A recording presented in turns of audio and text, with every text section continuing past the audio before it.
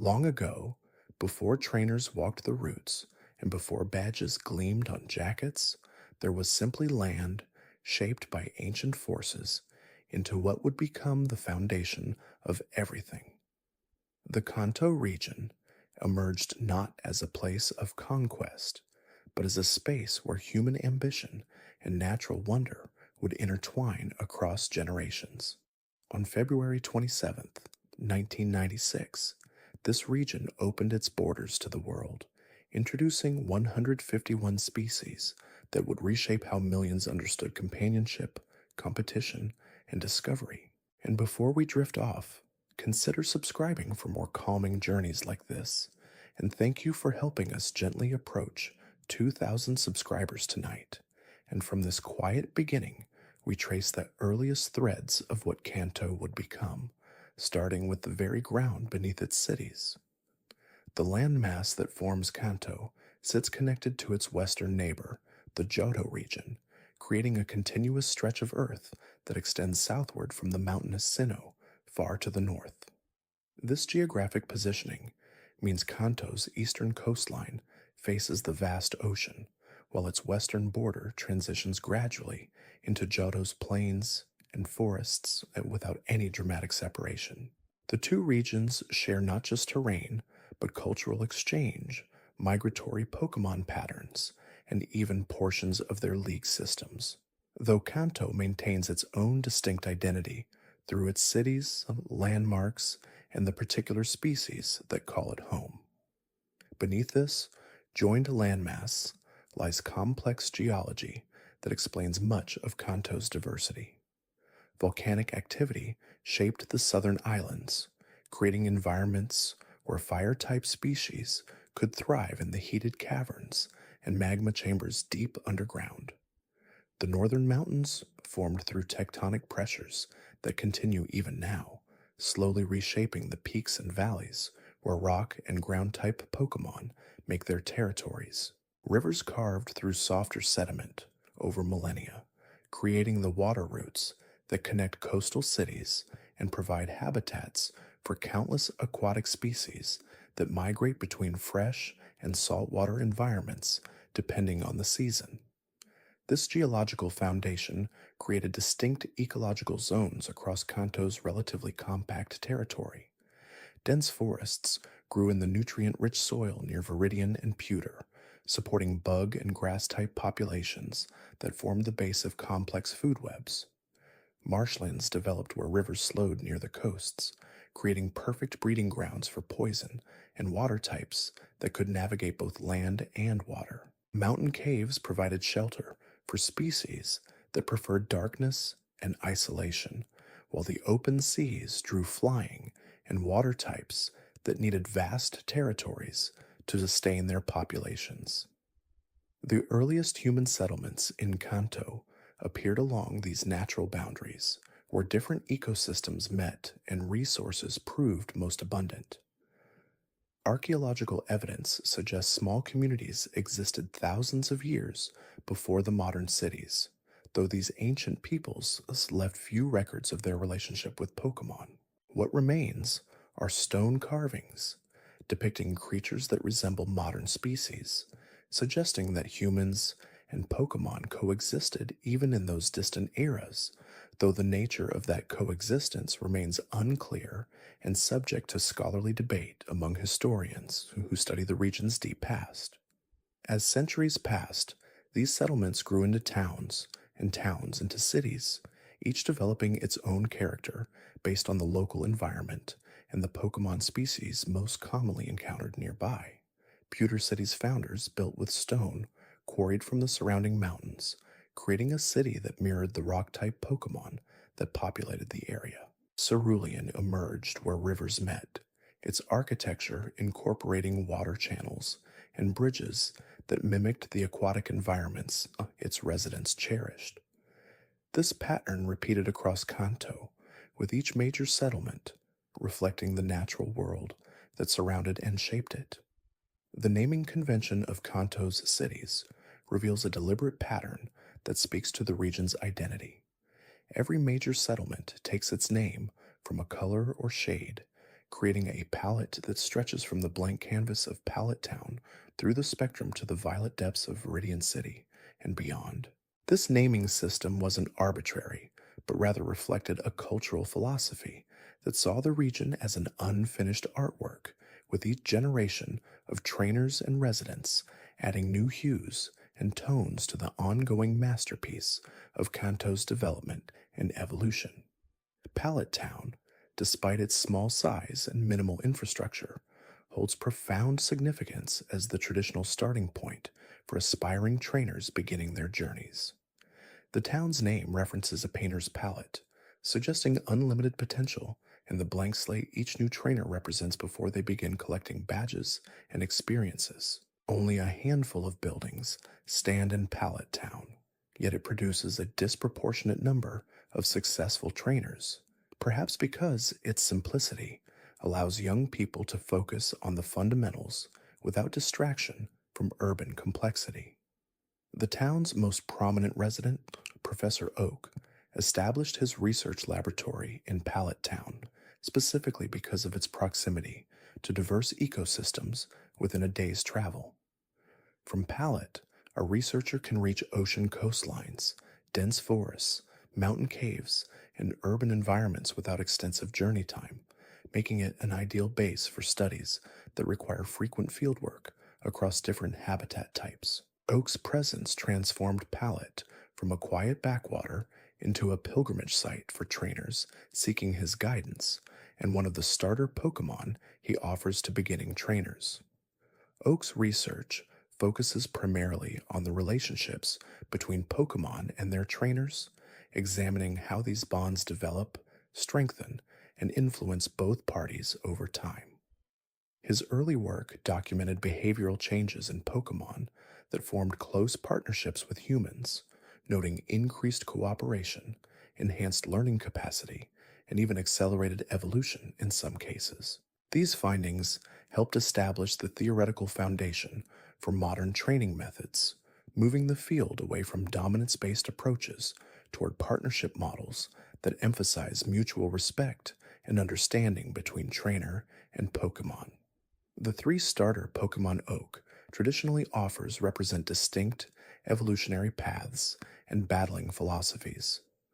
Bulbasaur, the grass and poison type, starts with defensive capabilities and status-affecting moves, teaching trainers the value of patience and strategic planning over raw offensive power.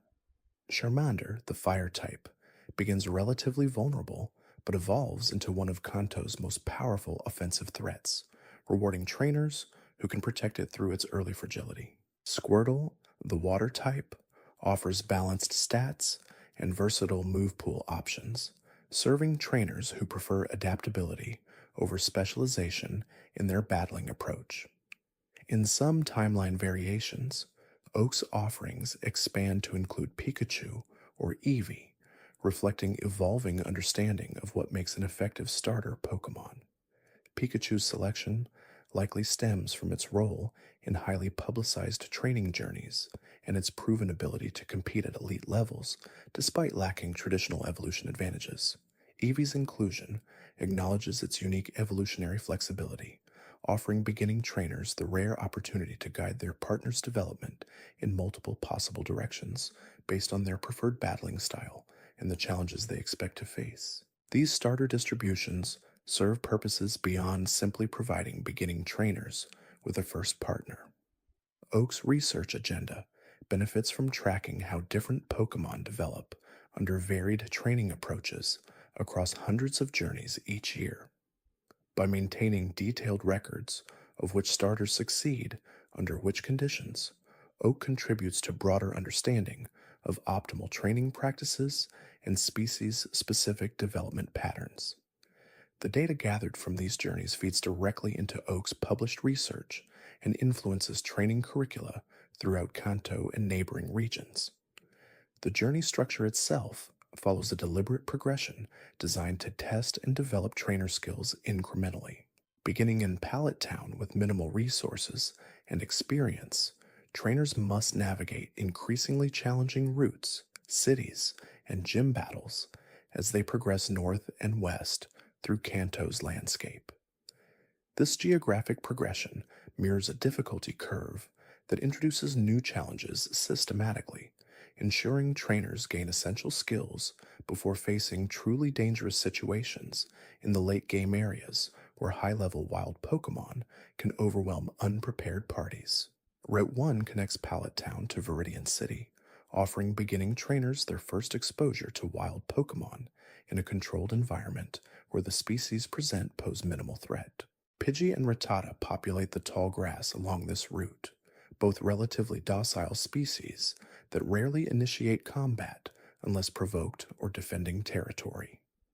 These early encounters serve as practical training in battle fundamentals, allowing new trainers to practice command execution, type advantages, and basic strategy against opponents that won't severely punish mistakes or inexperience. Viridian City serves as the first urban center most trainers encounter, introducing them to the infrastructure that supports Pokemon training culture throughout Kanto. The Pokemon Center provides free healing services, ensuring trainers can recover their teams after wild encounters or training sessions without financial burden. The Pokemart offers basic supplies and capture devices, though its limited inventory reflects the assumption that trainers reaching Viridian City early in their journeys won't yet need advanced items. These services exist in every major settlement, creating a support network that makes extended journeys feasible for young trainers traveling far from home. The Viridian City Gym presents an anomaly in the standard gym challenge progression. Though positioned as the first gym many trainers encounter geographically, it actually serves as the eighth and final gym in the official Indigo League circuit. This placement reflects the gym leader's status and the advanced strategies required to defeat his team. Giovanni, the gym's leader, holds dual roles as both a legitimate gym leader and the head of Team Rocket, creating a complex character whose public responsibilities exist in tension with his criminal activities throughout most of the game's timeline. North of Viridian City, Route 2 leads through Viridian Forest, a dense woodland area that introduces trainers to bug-type Pokemon in their natural habitat. The forest's canopy blocks much of the sunlight, creating a dim environment where bug types thrive and grass types compete for the limited light that penetrates to the forest floor. Caterpie, Weedle, and Metapod populate the undergrowth, while Kakuna hang from branches in their pupal stage, vulnerable to predators, but protected by toxic spines that discourage casual attacks from bird Pokemon seeking easy meals. This forest serves multiple purposes within the broader training journey structure. Practically, it provides opportunities to catch bug-type Pokemon that evolve quickly, giving trainers access to more powerful partners earlier than would otherwise be possible. Butterfree and Beedrill, while not competitively dominant, offer significant advantages over starting-level Pokemon and can carry teams through several early gym challenges before their limitations become apparent. Pedagogically, the forest teaches trainers about type advantages and disadvantages in an environment where mistakes rarely result in team wipeouts, as bug types generally lack the offensive power to quickly defeat healthy teams. The forest also introduces the concept of trainer battles against bug catchers, youngsters specializing in insect Pokemon who challenge any passing trainers to prove their skills. These battles serve as intermediate challenges between wild encounters and gym battles, offering experience against directed strategies rather than the semi-random behavior of wild Pokemon, while still maintaining relatively low stakes. Losing to a bug catcher results in monetary penalty and wounded pride, but poses no threat to journey continuation, making these encounters ideal for experimentation and learning. Emerging from Viridian Forest, trainers reach Pewter City, a settlement built directly into the foothills of the mountains that dominate Kanto's northern territory. The city's architecture reflects its environment, with buildings constructed primarily from local stone and granite that match the gray-brown palette of the surrounding cliffs and peaks. Pewter's economy historically centered on mining and quarrying, though modern pewter has transitioned toward tourism and serving as a waypoint for trainers beginning their gym challenges. The Pewter City Gym, led by Brock, represents the official first gym challenge in the Indigo League circuit. Brock specializes in rock-type Pokémon, fielding a Geodude and Onix that showcase the defensive capabilities and raw physical power that characterize rock types as a category. His team presents a significant difficulty spike for trainers arriving with only starter Pokémon and whatever they caught in Viridian Forest, as rock types resist normal type attacks and often outspeed and overpower bug types that many trainers rely on at this early stage. This difficulty spike is intentional, serving as the first major skill check in the training journey. Trainers who chose Squirtle or Bulbasaur possess type advantages that make the battle manageable with basic strategy, while Charmander trainers must adapt by catching Pokémon that cover their starter's weakness, or developing strategies that work around type disadvantages. This early lesson in team composition and strategic flexibility proves essential for later challenges, as subsequent gym leaders employ increasingly sophisticated tactics that punish one-dimensional team building. Brock's team composition also teaches trainers about rock-type characteristics beyond simple type matchups. Geodude's self-destructive tendencies, Onix's extreme defense paired with mediocre special defense, and Rock-type's general vulnerability to special attacks all emerge through battle experience. Trainers who succeed against Brock typically do so by identifying and exploiting these specific weaknesses, rather than relying solely on type advantages, developing analytical skills that transfer to future encounters against more complex opponents. Victory against Brock yields the Boulder Badge, the first of 8 badges required to challenge the Indigo League. The badge serves multiple functions beyond simple progress tracking. It enables use of Flash outside of battle, a field move necessary for navigating certain cave systems encountered later in the journey. It also increases the attack stat of all Pokémon in the trainer's possession slightly, though this boost is so minor that most trainers never notice its effects directly. More importantly, it marks the trainer's transition from complete novice to someone who has proven basic competence in Pokémon battling. East of Pewter City, Route 3 descends from the mountains toward Cerulean City, passing through rocky terrain that transitions gradually into grassland and marshes as elevation decreases. The route's wild Pokémon reflect this transition, with rock and ground types giving way to normal, and grass types as trainers progress eastward. Spearow appear in this area, providing trainers their first opportunity to catch a flying-type Pokémon that can eventually learn Fly, enabling fast travel between previously visited cities.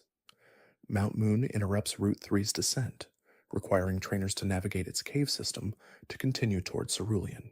The mountain's interior houses one of Kanto's most concentrated populations of Zubat, a poison and flying-type bat Pokémon that attacks in swarms when disturbed. The Zubat encounters serve as endurance tests, draining trainer resources through sheer volume rather than individual difficulty. Teams must survive dozens of battles against weak opponents while managing limited healing items, teaching resource management and the importance of preserving team health when access to Pokémon centers isn't immediately available. Deep within Mount Moon, trainers encounter Team Rocket Grunts for the first time, members of the criminal organization attempting to excavate fossils from the mountain's depths for illegal resale. These battles introduce the concept of human antagonists with coherent strategies and teams built around specific tactics rather than the random assortments most wild Pokémon and youngster trainers field. Team Rocket Grunts typically employ poison types, using toxic and other status-inflicting moves to wear down opposition over time, a strategy that proves surprisingly effective against trainers unaccustomed to managing status conditions. The Fossils Team Rocket seeks to represent preserved remains of prehistoric Pokémon species, specifically the dome fossil and helix fossil, that can be revived through advanced scientific processes into Kabuto and Omanete respectively. These ancient Pokemon offer trainers unique options unavailable through standard wild encounters, and their revival represents one of several optional side paths trainers can pursue beyond the mandatory gym challenge progression. The choice between fossils constitutes one of the game's few permanent decisions, as trainers can only claim one fossil and never obtain the other through legitimate means. Emerging from Mount Moon, trainers find themselves on Route 4, a short path leading directly into Cerulean City, the second major settlement on the standard journey path. Cerulean sits at the junction of several rivers and streams that eventually flow into the ocean, creating a water-rich environment that shapes the city's character and culture. The city's architecture incorporates numerous bridges and water features, with many buildings constructed partially over water channels, in a style that reflects the residents' comfort with aquatic environments and their close relationships with water-type Pokemon. The Cerulean Gym, led by Misty, specializes in water-type Pokemon and serves as the second official gym challenge. Misty's team consists of Staryu and Starmie, both pure water types with high speed and special attack stats that punish trainers relying solely on physical attackers. Her battling style emphasizes offensive pressure and type coverage, as her Pokemon often know moves outside their primary typing to handle opponents that would normally counter them effectively. This introduction to coverage moves teaches trainers to consider not just Pokemon types, but entire movesets when evaluating threats and building strategies. Victory against Misty yields the Cascade Badge, which enables use of Cut outside of battle, a field move required to progress through certain routes blocked by small trees.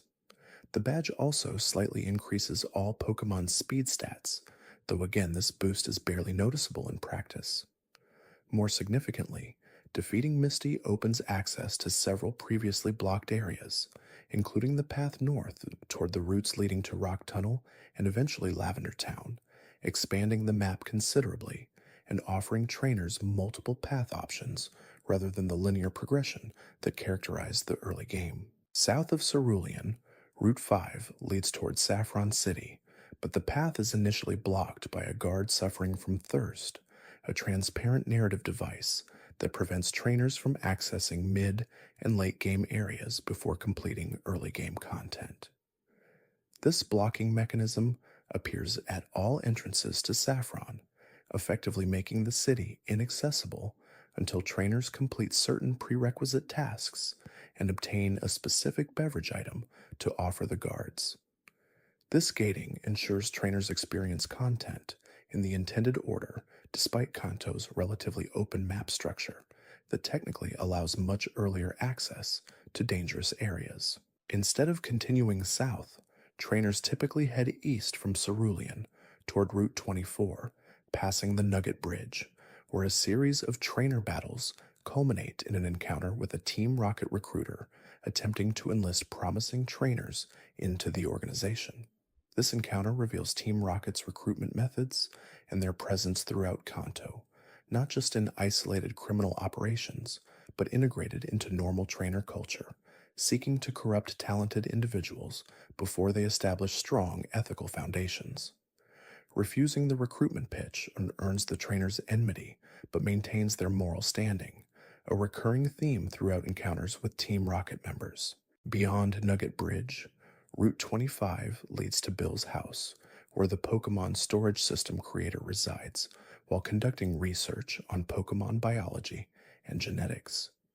Bill's temporary transformation into a Pokemon through a teleporter accident provides trainers their first direct evidence that the boundary between humans and Pokemon is not absolute, that transformation is possible through scientific means, if not yet reliably controlled. Helping Bill return to human form grants trainers access to the SS Anne ticket, enabling passage on the luxury cruise ship that docks temporarily in Vermilion City. Returning to Cerulean and proceeding south through now accessible routes, trainers reach Vermilion City, a major port settlement on Kanto's southern coast. The city's economy centers on maritime trade and fishing, with the harbor serving as the primary entry point for goods and people arriving from other regions. Vermilion's culture reflects this international character, with residents displaying more cosmopolitan attitudes than the insular communities in Pewter or Pallet, and the city attracting travelers from across the Pokemon world who bring new ideas and different perspectives on training and battling. The SS Anne's arrival in Vermilion represents a limited time event, as the ship only docks briefly before departing for other regions, never to return. Trainers who board the ship encounter numerous trainers from various regions, each battling in different styles and using Pokemon species not commonly seen in Kanto. These battles provide valuable experience and exposure to different strategic approaches, broadening trainers' understanding of how Pokemon battling varies across cultures. The ship's captain suffers from seasickness despite being a career sailor, and treating his condition earns trainers the HM for Cut, a permanent field move that can be taught to certain Pokemon. The Vermilion Gym, led by Lieutenant Surge, specializes in electric-type Pokemon and employs defensive mechanisms that force trainers to solve a simple puzzle before accessing the gym leader. Surge's team features Voltorb, Pikachu, and Raichu, all pure electric types with high speed and special attack. His signature Raichu, the evolved form of Pikachu, represents a strategic choice that reflects Surge's battle philosophy, prioritizing raw power over the special abilities or competitive advantages that come from keeping Pikachu unevolved. This choice sometimes sparks debate among trainers who compare Surge's Raichu unfavorably to competitive Pikachu sets that exploit Light Ball or other specialized strategies. Surge's military background influences his training methods and the electric-type specialization, as electric Pokemon proved valuable in warfare scenarios requiring rapid strikes and incapacitation rather than elimination of opponents. His title of Lieutenant Surge, rather than using his given name, reinforces this military identity and the strict disciplinary approach he brings to Pokemon training.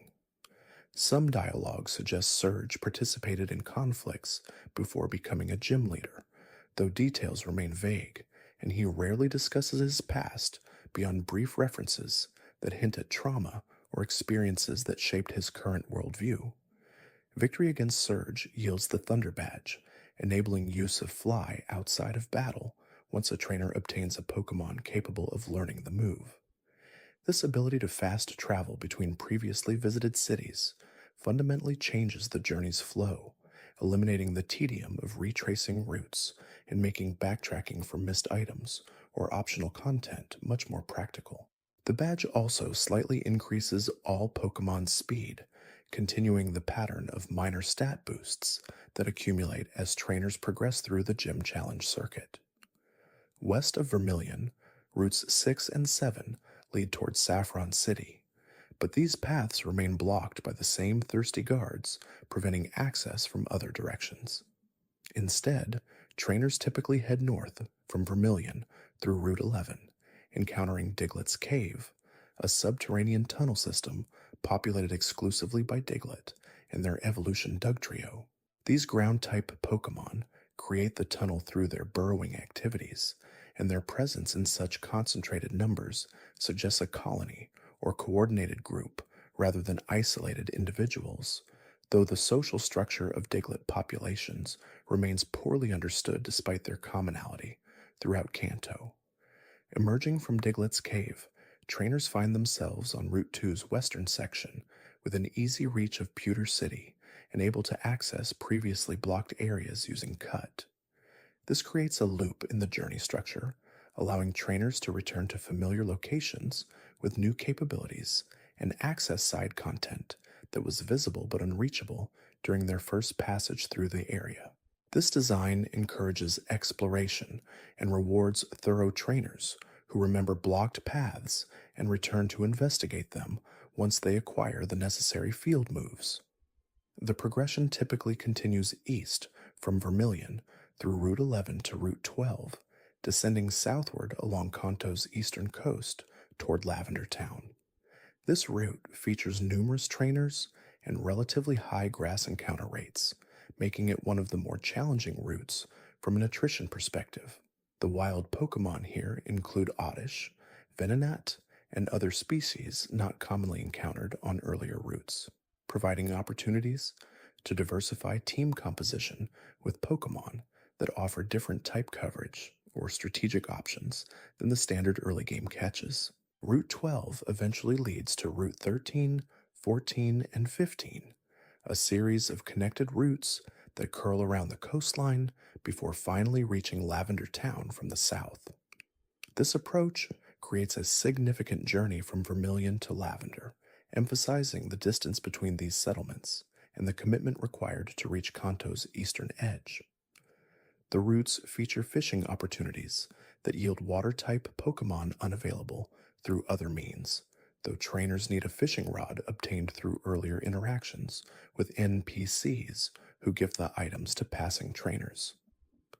Lavender Town occupies a unique position in Kanto's cultural geography as the primary settlement focused on death, remembrance, and the spiritual aspects of Pokemon-human relationships. The town's defining feature, Pokemon Tower, serves as a massive cemetery where trainers lay their deceased partners to rest, creating a vertical structure that houses thousands of graves across multiple floors.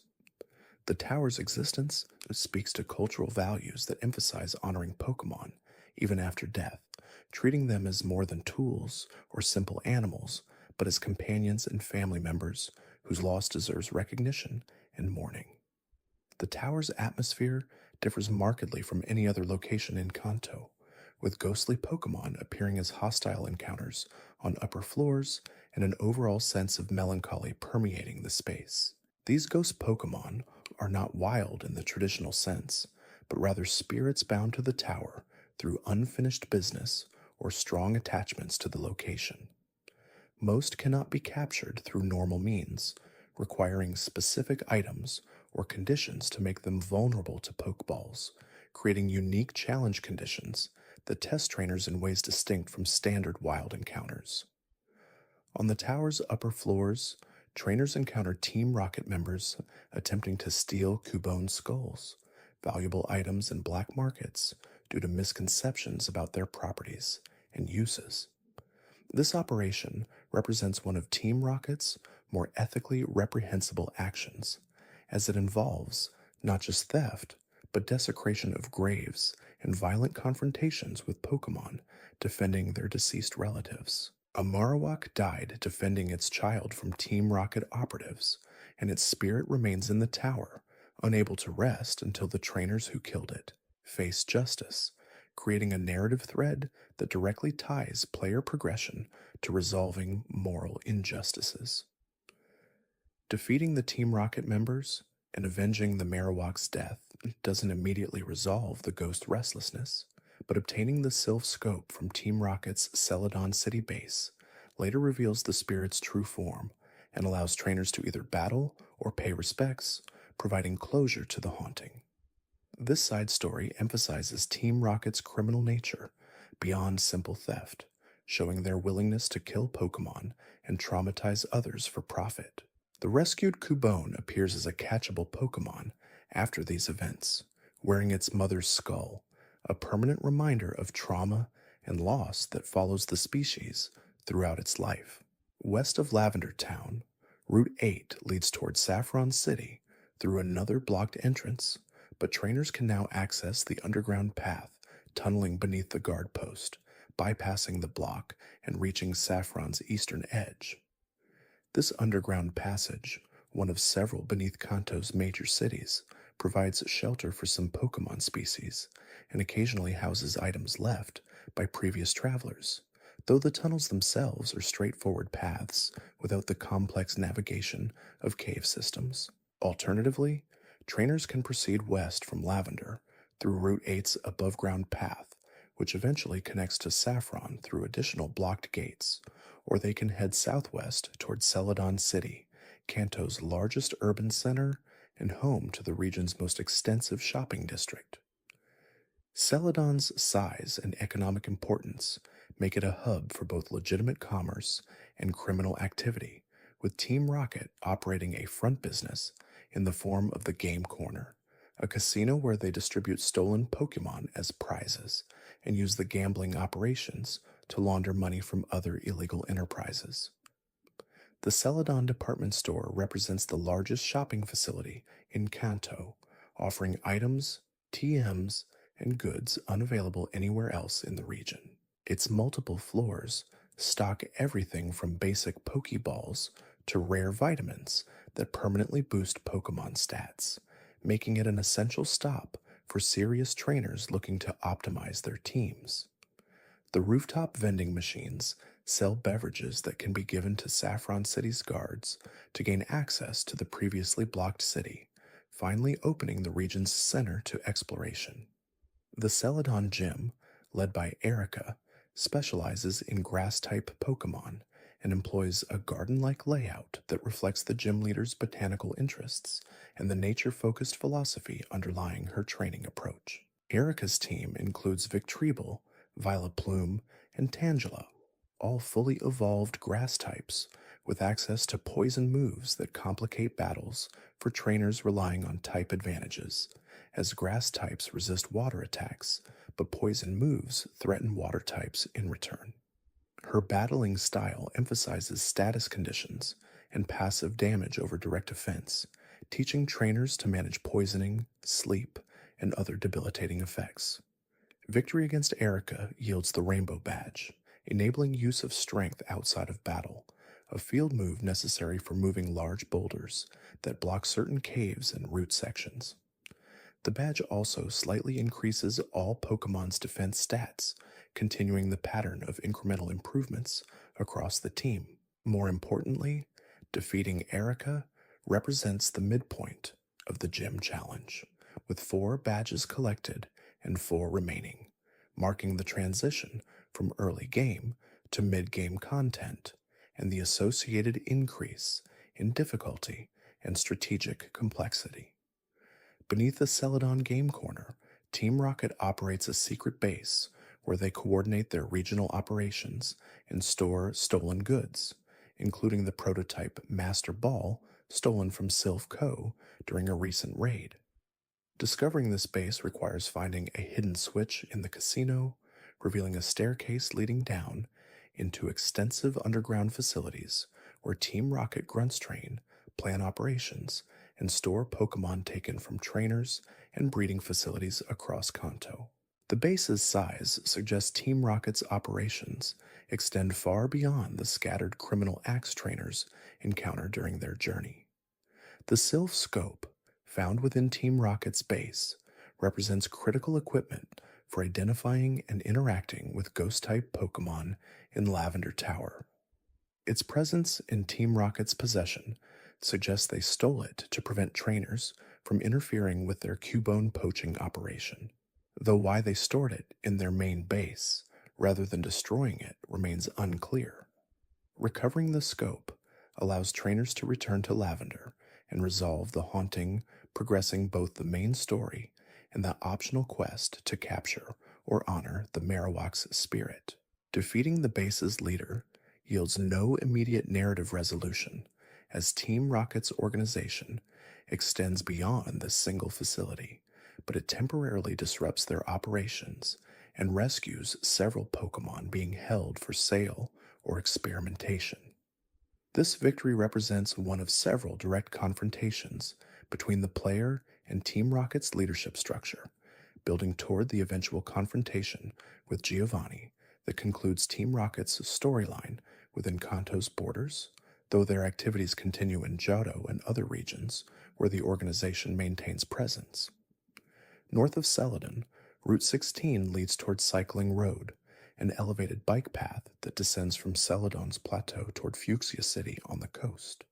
The road requires a bicycle to traverse, obtained for free from the bike shop in Cerulean City after completing a simple fetch quest involving delivering a parcel.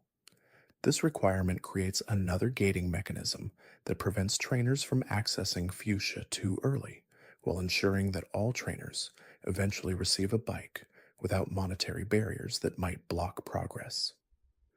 Cycling Road passes over Route 16, 17, and 18, creating a fast path that bypasses the traditional routes below. These underground routes can still be explored on foot, offering different Pokemon encounters and trainer battles compared to the elevated bike path, though most trainers use Cycling Road for its speed and convenience. The road's design reflects Kanto's commitment to infrastructure that supports trainer journeys, investing in facilities that make extended travel safer and more efficient for young people traversing the region alone.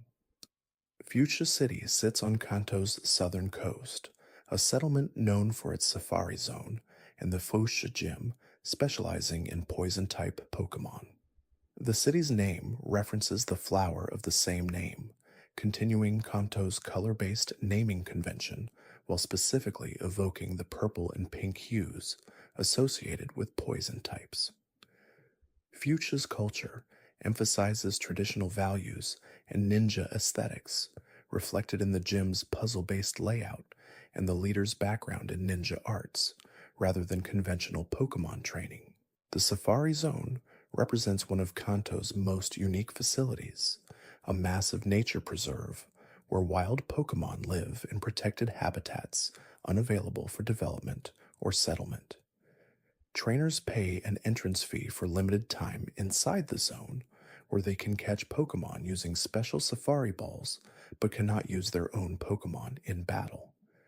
This restriction creates a fundamentally different catching challenge, as trainers must rely on bait and rocks to influence wild Pokemon behavior without the ability to weaken them through battle, making captures more random and requiring patience and resource management. The Safari Zone houses several Pokemon species found nowhere else in Kanto, including Tauros, Kangaskhan, and the fossil Pokemon Aerodactyl, if revived from Old Amber, found deep within the zone.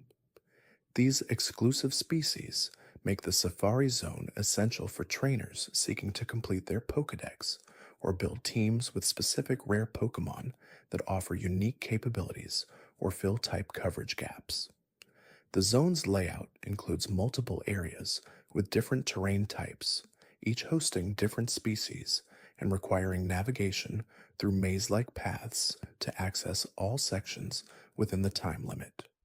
The Fuchsia Gym, led by Koga, employs invisible walls that create a puzzle trainers must solve through trial and error before reaching the gym leader.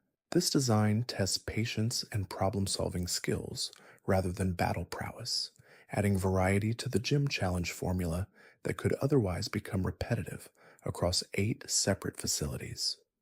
Koga's team features poison types, including Coughing, Wheezing, and Mook, all Pokemon that excel at inflicting status conditions and passive damage rather than direct attacks, requiring trainers to adapt to prolonged battles where healing items become critical. Koga's ninja background influences his battling philosophy and the strategies his Pokemon employ. He favors evasion-boosting moves, toxic status, and switching tactics that keep opponents guessing about his next action rather than relying on straightforward offensive pressure. This approach teaches trainers to handle uncertainty and opponents who actively avoid attacks rather than simply tanking damage, developing skills that prove valuable in competitive battling, where prediction and risk assessment determine success more than type advantages or raw stats. Victory against Koga yields the Soul Badge, enabling use of Surf outside of battle, arguably the most important field move in Kanto, as it allows trainers to cross water routes and access entire sections of the map previously unreachable. The badge also slightly increases all Pokemon's defense stats, though this boost remains barely noticeable in practice. More significantly, obtaining Surf opens up the entire eastern seaboard, and the Seafoam Islands, dramatically expanding the available map and providing access to late game routes and legendary Pokemon encounters. From Fuchsia, trainers can head south to the beaches and then surf eastward toward the Seafoam Islands, a chain of icy caverns inhabited by ice and water type Pokemon that populate the cold environments created by the legendary bird Articuno's presence deep within the cave system. These islands serve as the only habitat for several ice type species in Kanto, making them essential stops for trainers seeking type diversity or specific Pokemon for competitive teams. The caves require both surf and strength to navigate, as boulders must be moved to redirect water flows and create paths to deeper chambers. Articuno resides in the deepest chamber of Seafoam Islands, a legendary Pokemon representing ice and flying types and serving as one of 3 legendary birds scattered across Kanto.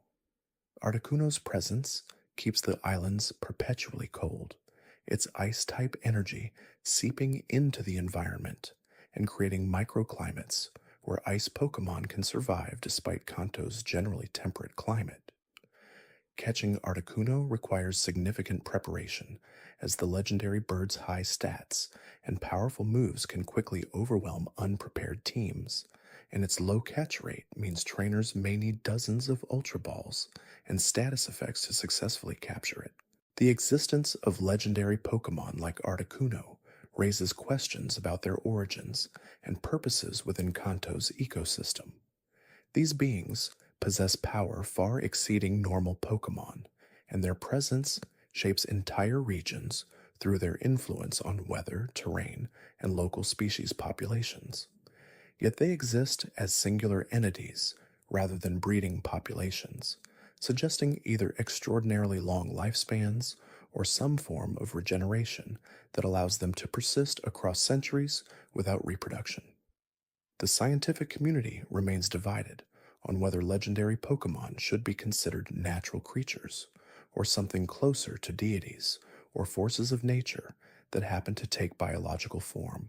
Returning to the mainland from Seafoam Islands, trainers can continue exploring Kanto's coastline or head inland towards Saffron City, now accessible with beverages from Celadon's rooftop vending machines. Saffron represents Kanto's central urban hub, a massive city that dwarfs even Celadon in population and economic output. The city's name references the yellow spice, and its most prominent features include the Silph Company headquarters and the Saffron Gym, both representing the pinnacle of technological and psychic development within Kanto's borders. Silph Company serves as Kanto's premier Pokemon technology manufacturer, responsible for creating Pokeballs, potions, and other items trainers use daily throughout their journeys. The company's research division works on cutting-edge projects, including the Master Ball, a capture device with theoretically perfect catch rates that never fails to capture any Pokemon regardless of health, status, or other factors. This technology represents a massive breakthrough with profound implications for Pokemon research and conservation, though ethical concerns about removing free will from the capture process lead to extremely limited production.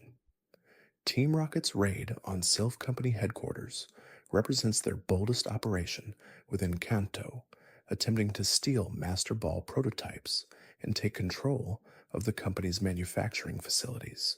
The raid involves hundreds of grunts occupying the building and taking employees hostage, creating a crisis that local authorities prove unable to resolve without risking civilian casualties. The player's intervention becomes necessary to infiltrate the occupied building, battle through Team Rocket forces, and ultimately confront Giovanni himself in the company president's office, where he attempts to negotiate terms for releasing the hostages.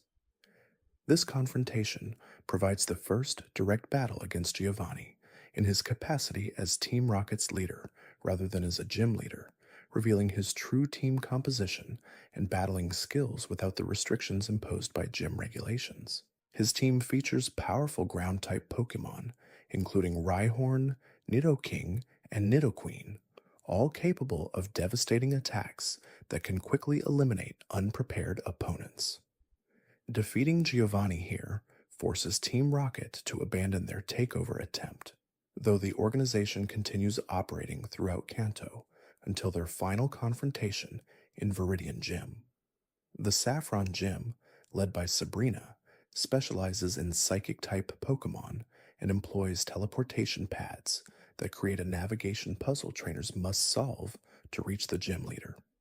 This design reflects psychic abilities and the mind game aspects of Psychic-type battling, where predicting opponent actions and controlling the battlefield mentally become more important than raw physical power. Sabrina's team includes Kadabra, Alakazam, and Mr. Mime, all pure psychic types with exceptional special attack and speed that allow them to eliminate threats before opponents can respond. Sabrina's characterization emphasizes her psychic abilities, extending beyond Pokemon battles to actual telepathy and telekinesis, blurring the line between human and Pokemon capabilities. Her cold, emotionless demeanor suggests someone who has suppressed normal human feelings to focus entirely on developing psychic powers, creating an unsettling atmosphere during the gym challenge and battle.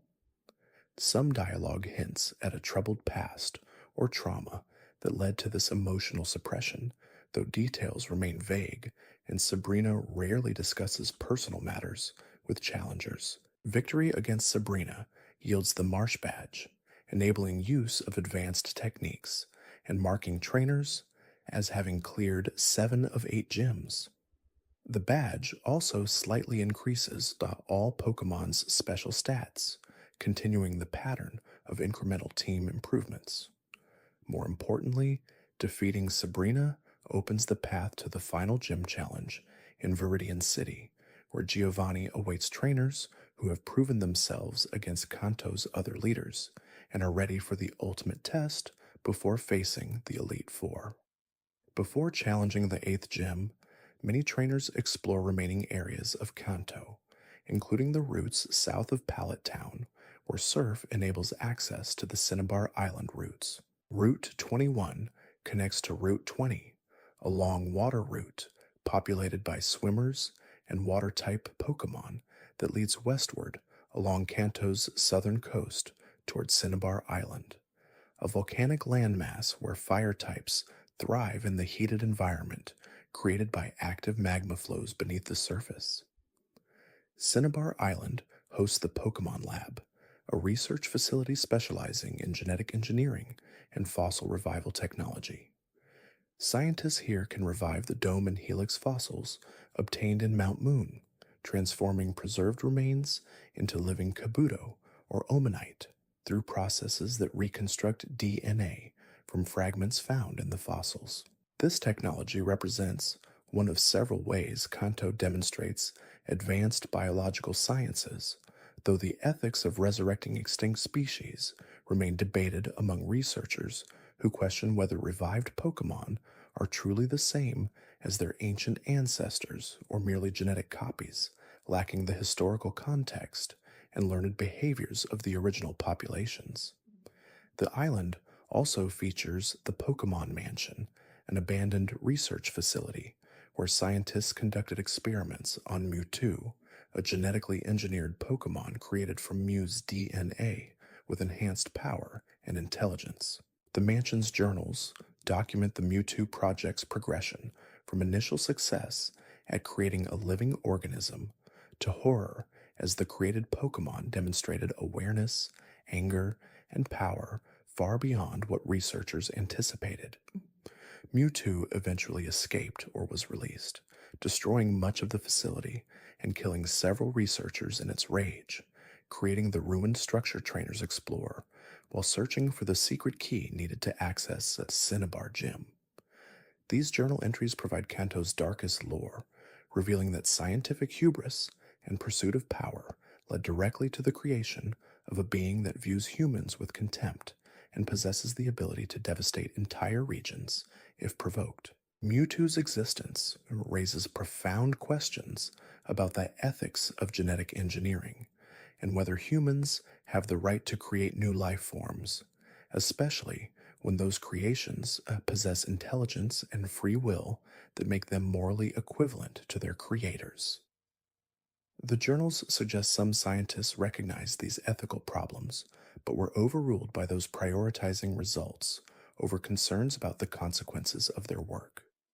The Cinnabar Gym, led by Blaine, specializes in fire-type Pokémon and requires trainers to answer trivia questions correctly to avoid unnecessary battles while navigating to the gym leader.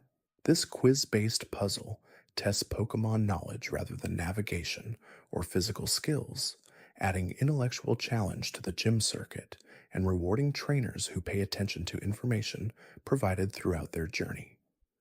Blaine's team features Growlithe, Ponyta, Arcanine, and Rapidash in various configurations, all fire types with high attack and speed that excel at overwhelming opponents before they can establish defensive positions. Blaine's characterization as an elderly researcher with extensive Pokemon knowledge makes the quiz format particularly appropriate, as he seeks challengers who understand Pokemon beyond simple battling applications. His connection to the Pokemon Mansion remains unclear, though his presence on Cinnabar and his age suggest he may have been involved with the Mewtwo project, or at least aware of the research being conducted before the mansion's destruction. If he bears guilt for Mewtwo's creation, he never explicitly acknowledges it, though his isolated posting on a remote island might represent self-imposed exile from the wider scientific community. Victory against Blaine yields the Volcano Badge, marking the 7th badge collected and opening the path to the 8th and final gym challenge. The badge enables use of certain advanced moves and slightly increases all Pokemon's special stats, preparing teams for the increased difficulty of the final gym and the Elite Four beyond. With 7 badges, trainers have proven their competence across most type matchups and strategic challenges, demonstrating the versatility and skill necessary to compete at the highest levels of Pokemon battling. Returning to Viridian City with 7 badges, trainers finally find the Viridian Gym open and its leader present after being mysteriously absent throughout the entire journey. The gym's puzzle involves navigating spinning tiles that change the trainer's direction, creating a disorienting maze that tests spatial reasoning and patience. Reaching the gym, leader reveals Giovanni, the same man who led Team Rocket's operations and who was confronted in Silph Company headquarters, now taking his official role as Viridian's gym leader seriously for the first time since trainers entered Kanto. Giovanni's presence as both gym leader and criminal mastermind creates complex dynamics around authority, legitimacy, and the corrupting influence of power. He holds his gym leader position legally, having earned it through battling skill and meeting whatever requirements the Pokémon League imposes on gym leaders. Yet he simultaneously runs a criminal empire that undermines the very system he officially represents, using his position's respectability as cover for illegal activities and as a recruitment tool for Team Rocket. This duality makes him one of Kanto's most complicated characters, neither purely evil nor redeemable, but rather someone who believes his ends justify his means.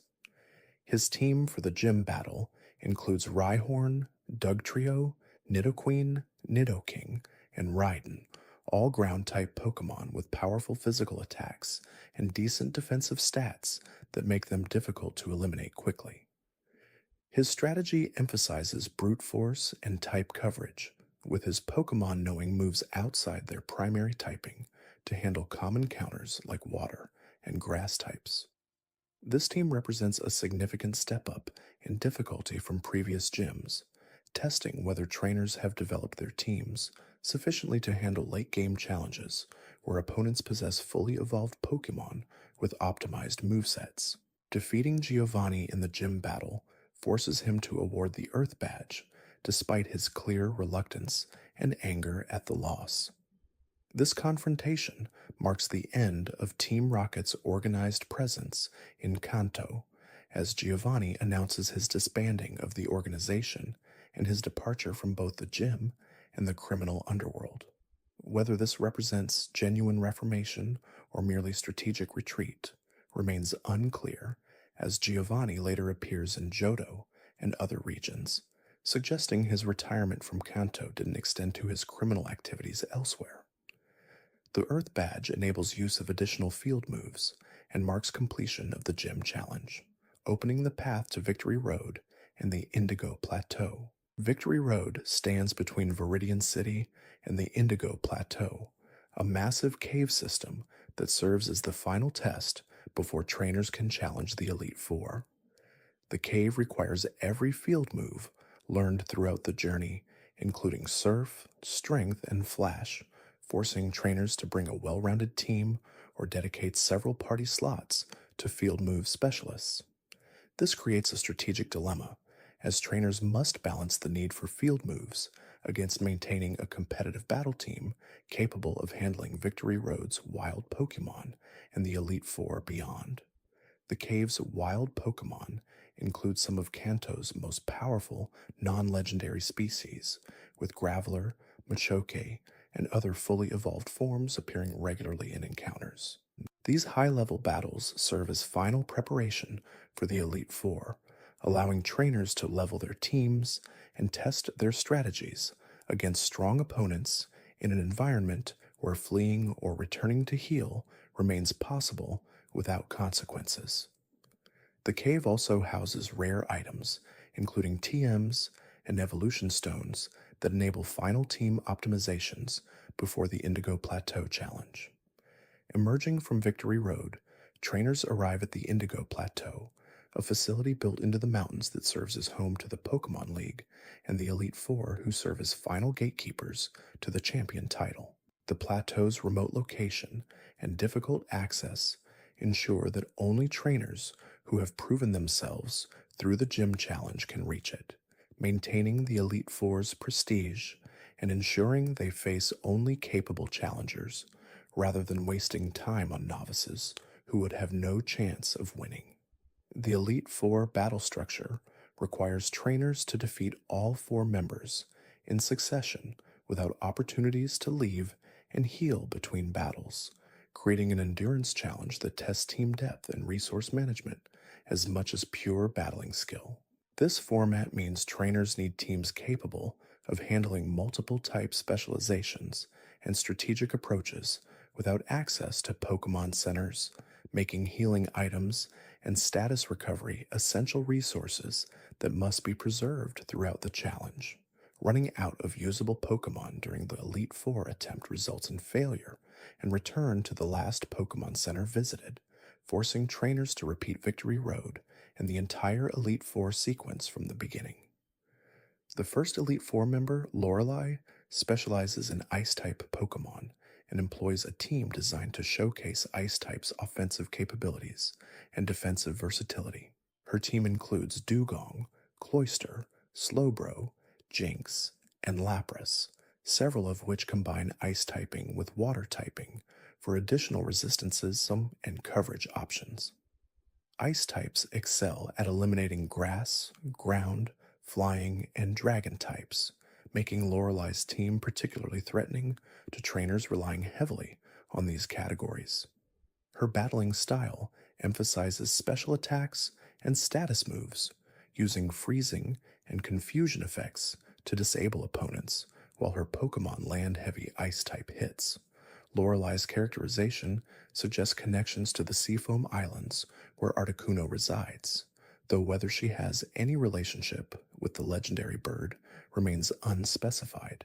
Her presence in the Elite Four represents Ice-type's legitimacy as a competitive category, despite their relative scarcity in Kanto's temperate climate. She serves as a reminder that type mastery matters more than type commonality, and that trainers willing to specialize in rare types can achieve the highest levels of success if they commit fully to understanding their chosen category. The second Elite Four member, Bruno, specializes in fighting-type Pokemon, though his team's composition includes several rock and ground types that share fighting type's emphasis on physical power. His team features Onix, Hitmonchan, Hitmonlee, and Machamp, all Pokemon with high attack stats and access to devastating physical moves that can eliminate unprepared opponents in a few hits. Bruno's strategy emphasizes offense over defense, pressuring opponents to respond quickly before his Pokemon accumulate too much damage through sheer offensive output. Bruno's background remains largely mysterious, though his muscular build and focus on fighting types suggest extensive personal martial arts training, in addition to Pokemon battling skills. His philosophy seems to emphasize strength, discipline, and the bonds formed through rigorous training regimens that push both trainer and Pokemon to their limits. This approach creates parallels between human martial arts and Pokemon battling, suggesting that the same principles of dedication, technique refinement, and physical conditioning apply to both activities. The third Elite Four member, Agatha, specializes in ghost and poison type Pokemon and employs strategies focused on status effects, indirect damage, and psychological warfare rather than direct offensive pressure. Her team includes Golbat, Gengar, Haunter, and additional ghost types that excel at confusing, poisoning, and slowly wearing down opponents through persistent chip damage and status conditions. Agatha's battling style punishes trainers who rely on brute force approaches, as her Pokemon evade direct attacks and retaliate with status moves that accumulate damage over multiple turns. Agatha's characterization suggests a long history with the Pokémon League and possible personal connections to Professor Oak, hinting at past rivalries or relationships that add depth to her character beyond her role as Elite Four member. Her elderly age and evident experience make her one of the most knowledgeable trainers in Kanto, someone who has witnessed the region's development across decades and seen battling philosophies shift and evolve. Her commitment to ghost and poison types, relatively unpopular categories, demonstrates conviction and mastery that overcomes type disadvantages through superior strategy and Pokemon training. The fourth and final Elite Four member, Lance, specializes in Dragon-type Pokemon and serves as the Elite Four's de facto leader, despite not holding the champion title. His team includes Gyarados, Aerodactyl, and multiple Dragonite, with Dragon-type's legendary power and versatility making his team arguably the most dangerous of the Elite Four. Dragon types resist common attacking types and possess high base stats across the board, making them difficult to counter without specific preparation and Ice-type Pokemon to exploit their primary weakness. Lance's characterization emphasizes his role as guardian of Kanto's traditions and natural order, someone who views Pokemon battling as sacred practice that must be conducted with respect and honor. His disapproval of Team Rocket and those who exploit Pokemon for selfish purposes positions him as a moral authority within the Elite Four, someone who sees championship not just as a test of strength, but as a measure of character and values. His dragon-type specialization reflects these values, as dragons in mythology represent power tempered with wisdom, creatures that must be approached with respect rather than simply dominated through force. Defeating all four Elite Four members opens the path to the Champion's Chamber, where trainers expect to face the ultimate challenge and the region's strongest trainer. Instead, they encounter Blue, the rival who began their journey in Pallet Town alongside them and who arrived at the Indigo Plateau just moments before, defeating the previous champion and claiming the title for himself. This twist transforms the final battle from a test against an established champion to a confrontation with a peer, someone who followed the same path, faced the same challenges, and somehow managed to stay one step ahead throughout the entire journey. Blue's team reflects his journey and his choices differently from the players, but with similar quality and training levels. His team typically includes Pidgeot, Alakazam, Raiden, Exeggutor, Gyarados, and his starter Pokemon's final evolution chosen to counter the player's starter choice. This balanced team demonstrates Blue's understanding of type coverage and strategic flexibility, with each Pokemon serving specific roles that complement the others and cover common weaknesses. His battling style emphasizes offense and momentum, applying constant pressure to prevent opponents from establishing stable positions. The rivalry between Red and Blue provides emotional weight to this final confrontation beyond the mechanical challenge of defeating a well-trained team. Blue's arrogance and dismissive attitude throughout the journey make defeating him particularly satisfying, proving that the player's approach, whatever it was, succeeded despite Blue's constant assertions of his superiority. The battle serves as a referendum on training philosophies, testing whether Blue's ruthless efficiency or Red's more measured approach produces better results when both trainers have access to similar resources and opportunities. Defeating Blue completes the main story arc, with Professor Oak arriving to congratulate the new champion and register the player's team in the Hall of Fame.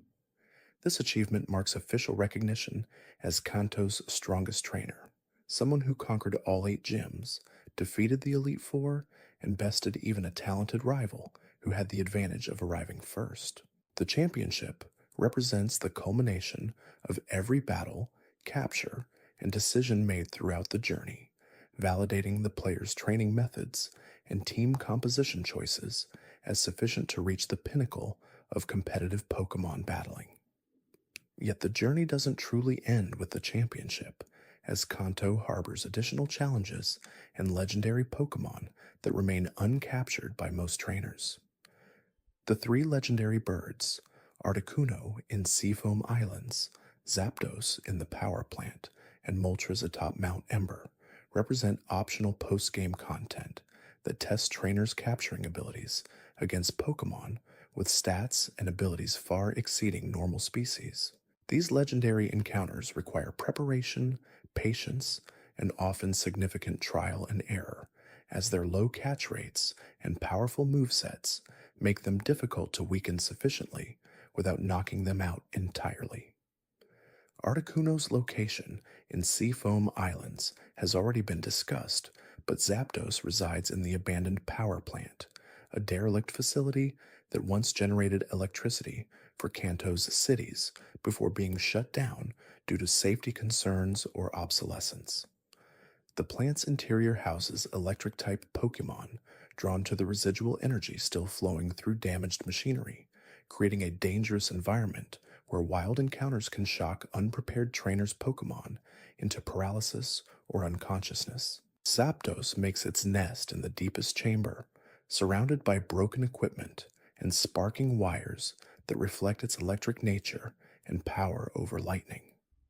Moltres appears atop Mount Ember, a volcanic peak on one island in the Sevi Islands archipelago, accessible only after completing certain post-game requirements.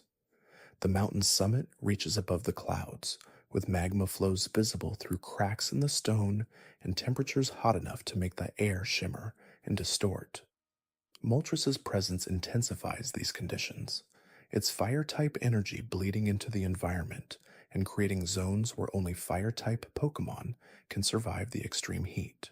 Reaching Moltres requires navigating through the mountain's interior and climbing to the peak, a journey that tests trainers' perseverance and their team's ability to handle fire-type opponents.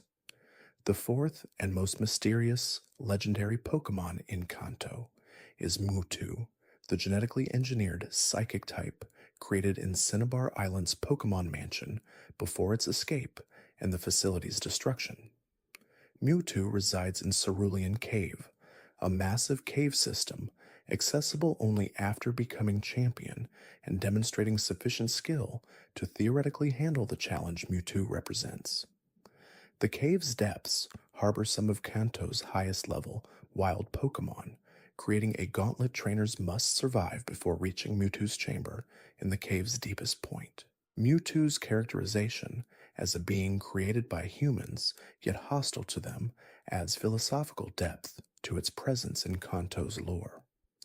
Unlike the legendary birds, which exist as natural forces that happened to manifest in bird-like forms, Mewtwo is artificial, a product of human ambition and scientific hubris that gained self-awareness and rejected its creator's authority. Its psychic abilities allow it to communicate telepathically, expressing contempt for humans and questioning why it should serve beings it views as inferior to itself in power and intellect. This creates an ethical dilemma for trainers who capture it, as they force submission on a being that possesses intelligence equal or superior to humans. The canonical status of Mewtwo's capture varies across different interpretations, with some suggesting the legendary Pokémon allows itself to be captured out of curiosity about the trainer who defeated it, while others portray the capture as genuine subjugation against Mewtwo's will. This ambiguity reflects broader questions about Pokémon training ethics and whether capturing intelligent beings who can communicate complex thoughts represents partnership or slavery. Mewtwo's case presents these questions in their most acute form, as it explicitly rejects human authority while simultaneously existing as a Pokémon that can technically be captured and commanded like any other species. Beyond the legendary Pokémon, Kanto contains numerous locations and optional content that many trainers miss during their initial journey through the gym challenge. The Unknown Dungeon, another name for Cerulean Cave, contains rare items and high-level Pokémon that provide valuable experience and resources for trainers seeking to optimize their teams. The cave's maze-like layout requires careful navigation, as dead ends and confusing paths can trap unprepared trainers in loops where they repeatedly encounter the same strong wild Pokémon until their resources deplete.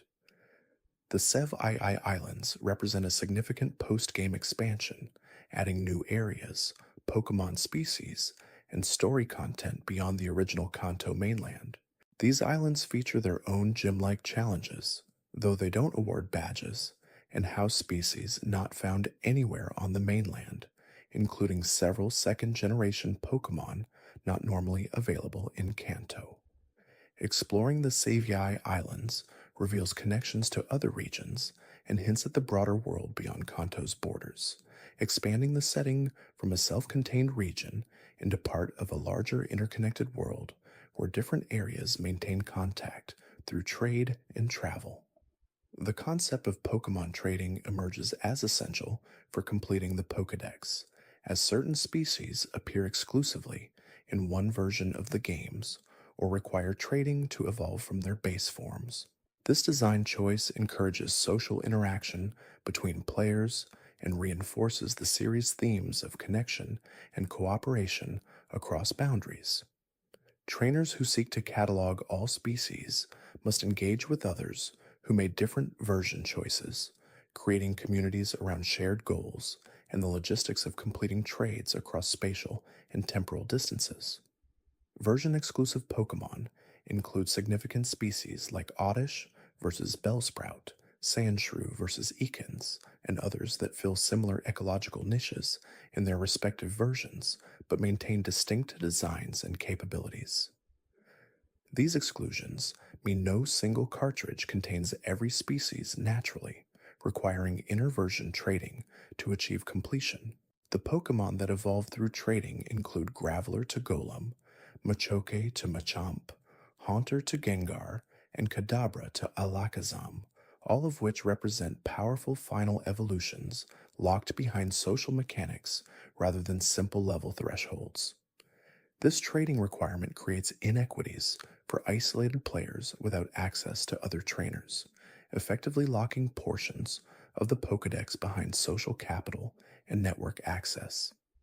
The design assumes a social context that doesn't universally exist, privileging players with active friend groups or trading communities while disadvantaging those in remote areas or without social connections to other players. Later generations, though, would introduce alternative evolution methods and global trading systems to address these inequities, but in Kanto's original implementation, trading remained a significant barrier to completion for many trainers. The Pokedex itself represents an ambitious project to document all known Pokemon species, creating a comprehensive database that advances scientific understanding and helps trainers identify and learn about species they encounter. Professor Oak's research depends heavily on Pokedex data gathered by trainers throughout Kanto, as the distributed collection model allows simultaneous observations across the entire region, rather than requiring single researchers to visit every location personally. This crowdsourced approach to science appears throughout the Pokemon world, with regional professors enlisting young trainers as field researchers who contribute data in exchange for guidance and starter Pokemon. The numbering system in the Pokedex reflects taxonomic decisions about how species relate to each other and which creatures constitute separate species versus regional variants or evolutionary stages of the same species. Bulbasaur through Ivysaur to Venusaur receive separate numbers despite being the same evolutionary line, suggesting the Pokedex prioritizes cataloging distinct forms over creating streamlined taxonomies. This choice makes the Pokedex function more as a comprehensive encyclopedia than a systematic classification scheme, prioritizing completeness and accessibility over scientific rigor. Completing the Pokedex rewards trainers with recognition from Professor Oak and a diploma commemorating the achievement, though the practical benefits remain minimal beyond personal satisfaction and completionist drive. This design choice emphasizes intrinsic motivation and the joy of collection for its own sake rather than offering powerful rewards that would make completion feel mandatory for competitive success. The Pokedex serves as an optional objective for trainers who enjoy cataloging and discovery, while those focused purely on battling can ignore it without significant mechanical disadvantages. The various Pokemon species in Kanto reflect diverse inspirations drawn from real animals, mythological creatures, objects, and abstract concepts. This variety creates an ecosystem that feels both familiar and fantastic, with recognizable elements like birds and fish coexisting with sentient magnets and ghostly gas clouds that challenge conventional understanding of what constitutes a living being. The type system provides organizational structure that categorizes these diverse creatures according to their primary characteristics and elemental affinities, rather than biological taxonomies. Normal type Pokemon like Rattata, Pidgey, and Meowth represent the most common species, adaptable generalists that thrive in diverse environments and serve as the ecological foundation supporting more specialized species. These Pokemon typically lack significant weaknesses or resistances, making them versatile but unremarkable in competitive contexts, where specialized types gain advantages through their focused capabilities. Normal types serve as starter encounters that teach battling fundamentals without overwhelming new trainers with complex type interactions. Fighting type Pokemon emphasize physical combat and martial arts inspired movesets, with species like Machop, Mankey, and Hitmonlee representing different fighting philosophies and combat styles. Fighting types excel against normal, ice, rock, steel, and dark types, making them valuable for handling several common defensive categories. However, their vulnerability to psychic and flying type attacks and their general lack of special defense create significant weaknesses that limit their effectiveness against balanced teams. Flying type Pokemon include both pure flying types like Tornadus in later generations and dual-typed species like Pidgey, Spearow, and Zubat that combine flying with normal, poison, or other secondary types. Flying types universally resist fighting, bug, and grass-type attacks while fearing electric, ice, and rock-type moves that can ground them. The type's association with speed and mobility translates mechanically into generally high-speed stats that allow flying types to strike first in most encounters, though their defensive stats often lag behind their offensive capabilities. Poison-type Pokémon populate industrial areas, swamps, and contaminated zones where toxins concentrate and become part of the local ecology. Species like Grimer, a coughing, and the Nidoran lines represent pollution and disease adapted into living forms that thrive in environments hostile to most life. Poison types excel at status warfare, inflicting toxic conditions that wear down opponents over time, though their offensive capabilities remain generally modest compared to types focused on direct damage output. Ground type Pokemon include burrowing species and creatures associated with earth, sand, and soil.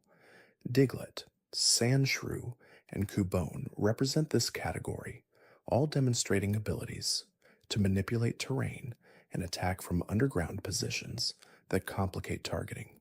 Ground types counter electric, fire, poison, rock, and steel types effectively, making them valuable team members for handling several common threats. Their immunity to electric attacks provides unique defensive utility, though their vulnerability to water, grass, and ice types limits their effectiveness against special attackers. Rock-type Pokemon share habitats with ground types, but emphasize defense over the ground type's offensive focus. Geodude, Onix, and Kabuto showcase rock type's extreme physical defense and rock type attacks high power but low accuracy. This risk-reward profile makes rock types challenging to use effectively, as their best moves frequently miss at crucial moments, while their low special defense and multiple common weaknesses create vulnerabilities that opponents readily exploit. Bug-type Pokemon occupy the bottom of the type hierarchy in Kanto, with most bug species evolving quickly but remaining competitively weak compared to other fully evolved Pokemon. Caterpie, Weedle, and Paras represent this category, useful for early game team building, but quickly outclassed as trainers progress and encounter more powerful species. Exceptions like Scyther and Pinsir demonstrate that bug types can achieve competitive viability, but these examples remain rare compared to the numerous weak bug species that populate Viridian Forest and similar early game locations. Ghost-type Pokemon exist in Kanto exclusively through the Ghastly evolutionary line, making them the rarest type category, with only 3 species representing the entire classification. Ghastly, Haunter, and Gengar combine ghost typing with poison typing, creating unique defensive profiles immune to normal and fighting type attacks while resisting poison, bug, and grass types. Their offensive capabilities and speed make them valuable competitive choices despite their rarity, though their frailty and vulnerability to psychic and ground type attacks require careful play to maximize their potential. Fire-type Pokemon concentrate in volcanic areas like Cinnabar Island and the Pokemon Mansion, though several species appear throughout Kanto in less obviously fire-associated locations. Charmander, Vulpix, Growlithe, and Ponyta represent this category, all sharing high attack stats and access to powerful fire-type moves that can quickly eliminate grass, ice, bug, and steel-type opponents. Fire types fear water, ground, and rock-type attacks that exploit their elemental weaknesses, making them vulnerable to several common attacking types. Water-type Pokemon represent Kanto's most numerous type category, with dozens of species inhabiting the region's extensive coastlines, rivers, and lakes. Squirtle, Psyduck, Poliwag, Tentacool, and many others demonstrate the diversity possible within a single type, ranging from defensive tanks to offensive sweepers to support specialists. Water types resist fire, ice, steel, and water-type attacks, while fearing electric and grass-type moves, creating clear counters, but also significant defensive utility against multiple common types. Grass-type Pokemon thrive in Kanto's forests and grasslands, with species like Bulbasaur, Oddish, Bellsprout, and Exeggcute representing different evolutionary paths within the category. Grass types counter water, ground, and rock types effectively, making them valuable for handling several physically defensive species and water types' numerical dominance. However, their vulnerability to fire, ice, poison, flying, and bug type attacks creates more weaknesses than any other type except rock, limiting their defensive utility despite their offensive advantages. Electric type Pokemon include Pikachu, Voltorb, Magnemite, and Electabuzz among Kanto's representatives, all sharing high speed and special attack that enable them to outspeed and eliminate water and flying type opponents before taking significant damage. Electric types' immunity to paralysis and resistance to electric, flying, and steel type attacks provides defensive utility, though their vulnerability to ground type attacks and lack of super effective coverage against several types limits their effectiveness against balanced teams. Psychic type Pokemon dominated Kanto's competitive scene in the original games due to their high special stats and the absence of significant counters in the Generation 1 mechanics. Abra, Drowsy, and Slowpoke represent this category, all evolving into powerful psychic types with access to devastating special attacks and support moves that control battlefield tempo. The psychic type's advantages over fighting and poison types and his general lack of weaknesses due to mechanical bugs made psychic types nearly mandatory for competitive teams in Kanto's early metagame. Ice-type Pokemon remain relatively rare in Kanto's temperate climate, with most ice types appearing only in late-game areas or through evolution of water types like Shelder and Seal. Ice types excel at eliminating grass, ground, flying, and dragon-type opponents through super effective ice attacks, making them valuable despite their general frailty and vulnerability to fire, fighting, rock, and steel-type attacks. The ice type's offensive utility outweighs its defensive liabilities in competitive contexts, as few teams can afford to ignore the dragon-type counter that ice types provide. Dragon-type Pokemon exist in Kanto exclusively through the Dratini evolutionary line, making them extraordinarily rare and valuable for trainers who obtain them. Dragons resist fire, water, electric, and grass-type attacks, while fearing only ice and dragon-type moves, creating excellent defensive profiles that allow them to switch into multiple common attacks safely. The dragon type's combination of strong stats, valuable resistances, and powerful moves like Dragon Rage makes them dominant forces in Kanto's competitive scene, despite their rarity and slow evolution. The type system creates a complex web of interactions where each type possesses strengths and weaknesses that encourage strategic team building and prediction during battles. Understanding these matchups and their implications for move choice, switching decisions, and long-term strategy separates competent trainers from truly exceptional ones who can navigate the type chart's complexities to identify optimal plays in each situation. Kanto's 8-gym challenge structure systematically exposes trainers to different types and their associated strategies, building type knowledge incrementally through direct experience. The progression from Brock's rock types through Misty's water types to Giovanni's ground types teaches trainers to handle increasingly sophisticated strategies and type combinations. Early gyms employ pure-typed teams with straightforward movesets, while later gyms feature dual-typed Pokemon with coverage moves designed to handle their supposed counters. This progression mirrors trainers' developing understanding of the type system and their increasing ability to predict and counter opponent strategies before those strategies fully develop. The Elite Four and Champion battles represent culminations of this learning process, testing whether trainers have internalized type matchups sufficiently to handle teams designed specifically to punish common strategic mistakes. Lorelei's ice types eliminate grass and ground types that might seem safe against her water types, while Lance's dragon types resist the fire, and water types trainers might bring to handle Bruno's fighting types. Success requires maintaining balanced teams capable of handling multiple type specializations and adapting strategies mid battle as opponents reveal unexpected moves or team compositions. Beyond the main story and optional legendary encounters, Kanto's lore extends into the Sevi Islands, a chain of islands south of the mainland that house additional content and expand the region's geography. These islands connect to Kanto through regular ferry service, making them accessible to trainers who complete the main story and wish to explore beyond the traditional boundaries.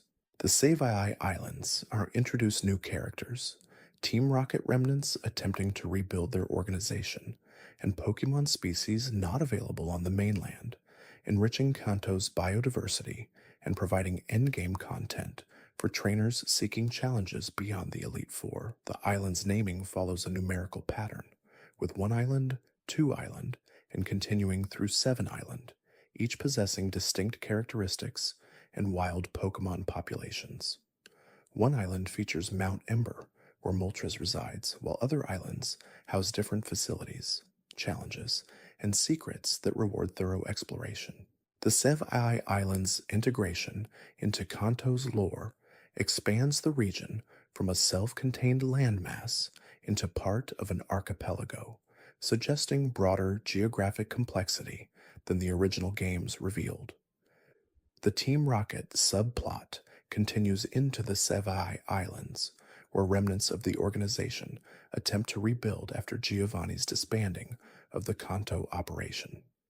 These remaining members seek to restore Team Rocket's power and influence, creating conflicts that require player intervention to resolve. The subplot reveals that Giovanni's departure didn't end Team Rocket's activities entirely, as mid-level administrators and grunts maintain loyalty to the organization's goals, even without their leaders' direct oversight. This persistence demonstrates Team Rocket's institutional strength and the difficulty of completely dismantling criminal organizations even after removing their leadership. The Sevi Islands also introduce the concept of regional connectivity, as some islands maintain contact with Johto and other regions through trade and travel. This connectivity explains how certain Johto Pokemon appear in the Sevi Islands despite their absence from Kanto's mainland, as migratory patterns and human-facilitated transport bring species across regional boundaries. The islands serve as crossroads, where different regional ecosystems meet and intermingle, creating unique habitats that support species combinations not found in any single region. Kanto's position in the broader Pokemon world becomes clearer through these connections, as the region exists not in isolation, but as part of a network of interconnected areas that share Pokemon, culture, and history. The relationship with Johto particularly shapes Kanto's western territories, where the two regions blur together without clear geographic or political boundaries. Trainers can travel between regions relatively freely, suggesting either unified governance or cooperative arrangements that prioritize free movement over strict territorial control. The Indigo League's jurisdiction extends over both Kanto and Johto, creating a shared championship structure that trainers from either region can challenge.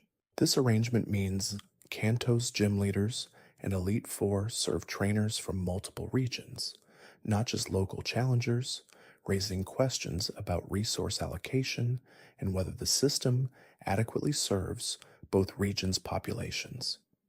The shared league structure suggests cultural and political ties between Kanto and Johto that extend beyond simple geographic proximity into deeper integration of their training systems and competitive cultures. The historical relationship between Kanto and Johto remains somewhat ambiguous, with references suggesting ancient connections that predate modern political structures. Archaeological evidence indicates that ancient peoples moved freely between the regions, following Pokemon migrations and seasonal resource availability without recognizing modern borders. These migration patterns created cultural exchange and genetic mixing between populations, resulting in the shared traditions and similar Pokemon species distributions visible in both regions despite their environmental differences. Legendary Pokemon in Kanto possess deep connections to the region's formation and ongoing ecological balance. The three legendary birds each influence their respective domains, with Articuno maintaining ice zones, Zapdos generating electrical storms, and Moltres sustaining volcanic activity. Their presence suggests that legendary Pokemon serve functional roles in maintaining environmental stability, rather than existing purely as powerful individuals without broader purpose. This functional interpretation positions legendaries as essential components of their ecosystems, beings whose removal would cause environmental collapse or significant disruption. Mewtwo's artificial nature distinguishes it from natural legendaries, raising questions about whether created beings can achieve the same ecological integration as natural species. Mewtwo lacks the environmental role that characterizes natural legendaries, existing instead as a singular being without clear purpose beyond its own survival and autonomy. This purposelessness might explain Mewtwo's anger and isolation, as it possesses legendary power without the environmental function that gives natural legendaries their place in the world's order. The relationship between legendary Pokemon and human culture in Kanto reveals reverence mixed with fear as people recognize legendary's power while maintaining distance from beings that could easily destroy settlements if provoked. Ancient shrines and monuments scattered across Kanto suggest that historical peoples worshipped or at least honored legendary Pokemon as deities or forces of nature deserving respect. Modern Kanto has secularized somewhat, viewing legendaries more as extremely powerful Pokemon than as divine beings, though cultural memory preserves elements of the earlier reverent attitudes. The mythology surrounding legendary Pokemon often conflicts with scientific understanding, creating tensions between traditional beliefs and modern knowledge. Stories describe legendaries performing feats that seem impossible even given their documented capabilities, suggesting either exaggeration over generations of retelling or genuine abilities that modern observation hasn't confirmed. Researchers studying legendary Pokemon face challenges distinguishing truth from myth, as legendary's rarity and power makes systematic study difficult and dangerous. Kanto's role in Pokemon history extends beyond its status as the first region introduced to players, as in-universe lore suggests Kanto represents one of humanity's oldest settled regions, with advanced civilization and Pokemon training culture developing earlier here than in many other areas. This historical precedence explains Kanto's influence on other regions' training systems and its prestige within the broader Pokemon world. Many fundamental training concepts and Pokemon research methods originated in Kanto before spreading to other regions through cultural exchange and migration. Professor Oak's prominence in the global research community reflects Kanto's historical importance and ongoing contributions to Pokemon science. Oak's work influences researchers in every region, and his training methods serve as models that other regional professors adapt for their local contexts.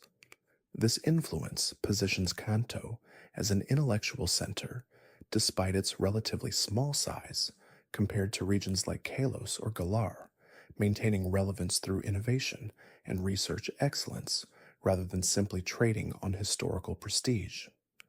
The Silph Company's technological leadership similarly positions Kanto as a center of Pokemon-related engineering and product development. Technologies developed in Silph Company's laboratories eventually spread throughout the Pokemon world, standardizing equipment and creating common platforms that enable trainers from different regions to interact and trade despite different local contexts. This technological standardization facilitates the global Pokemon community, creating shared experiences and capabilities that transcend regional differences. Kanto's urban centers demonstrate varying approaches to integrating human settlements with Pokemon habitats, creating models that other regions study and sometimes adopt. Celadon's extensive green spaces and rooftop gardens create urban habitats that support grass type populations within the city limits, reducing human Pokemon conflicts by providing space for wild Pokemon without requiring them to compete with human development.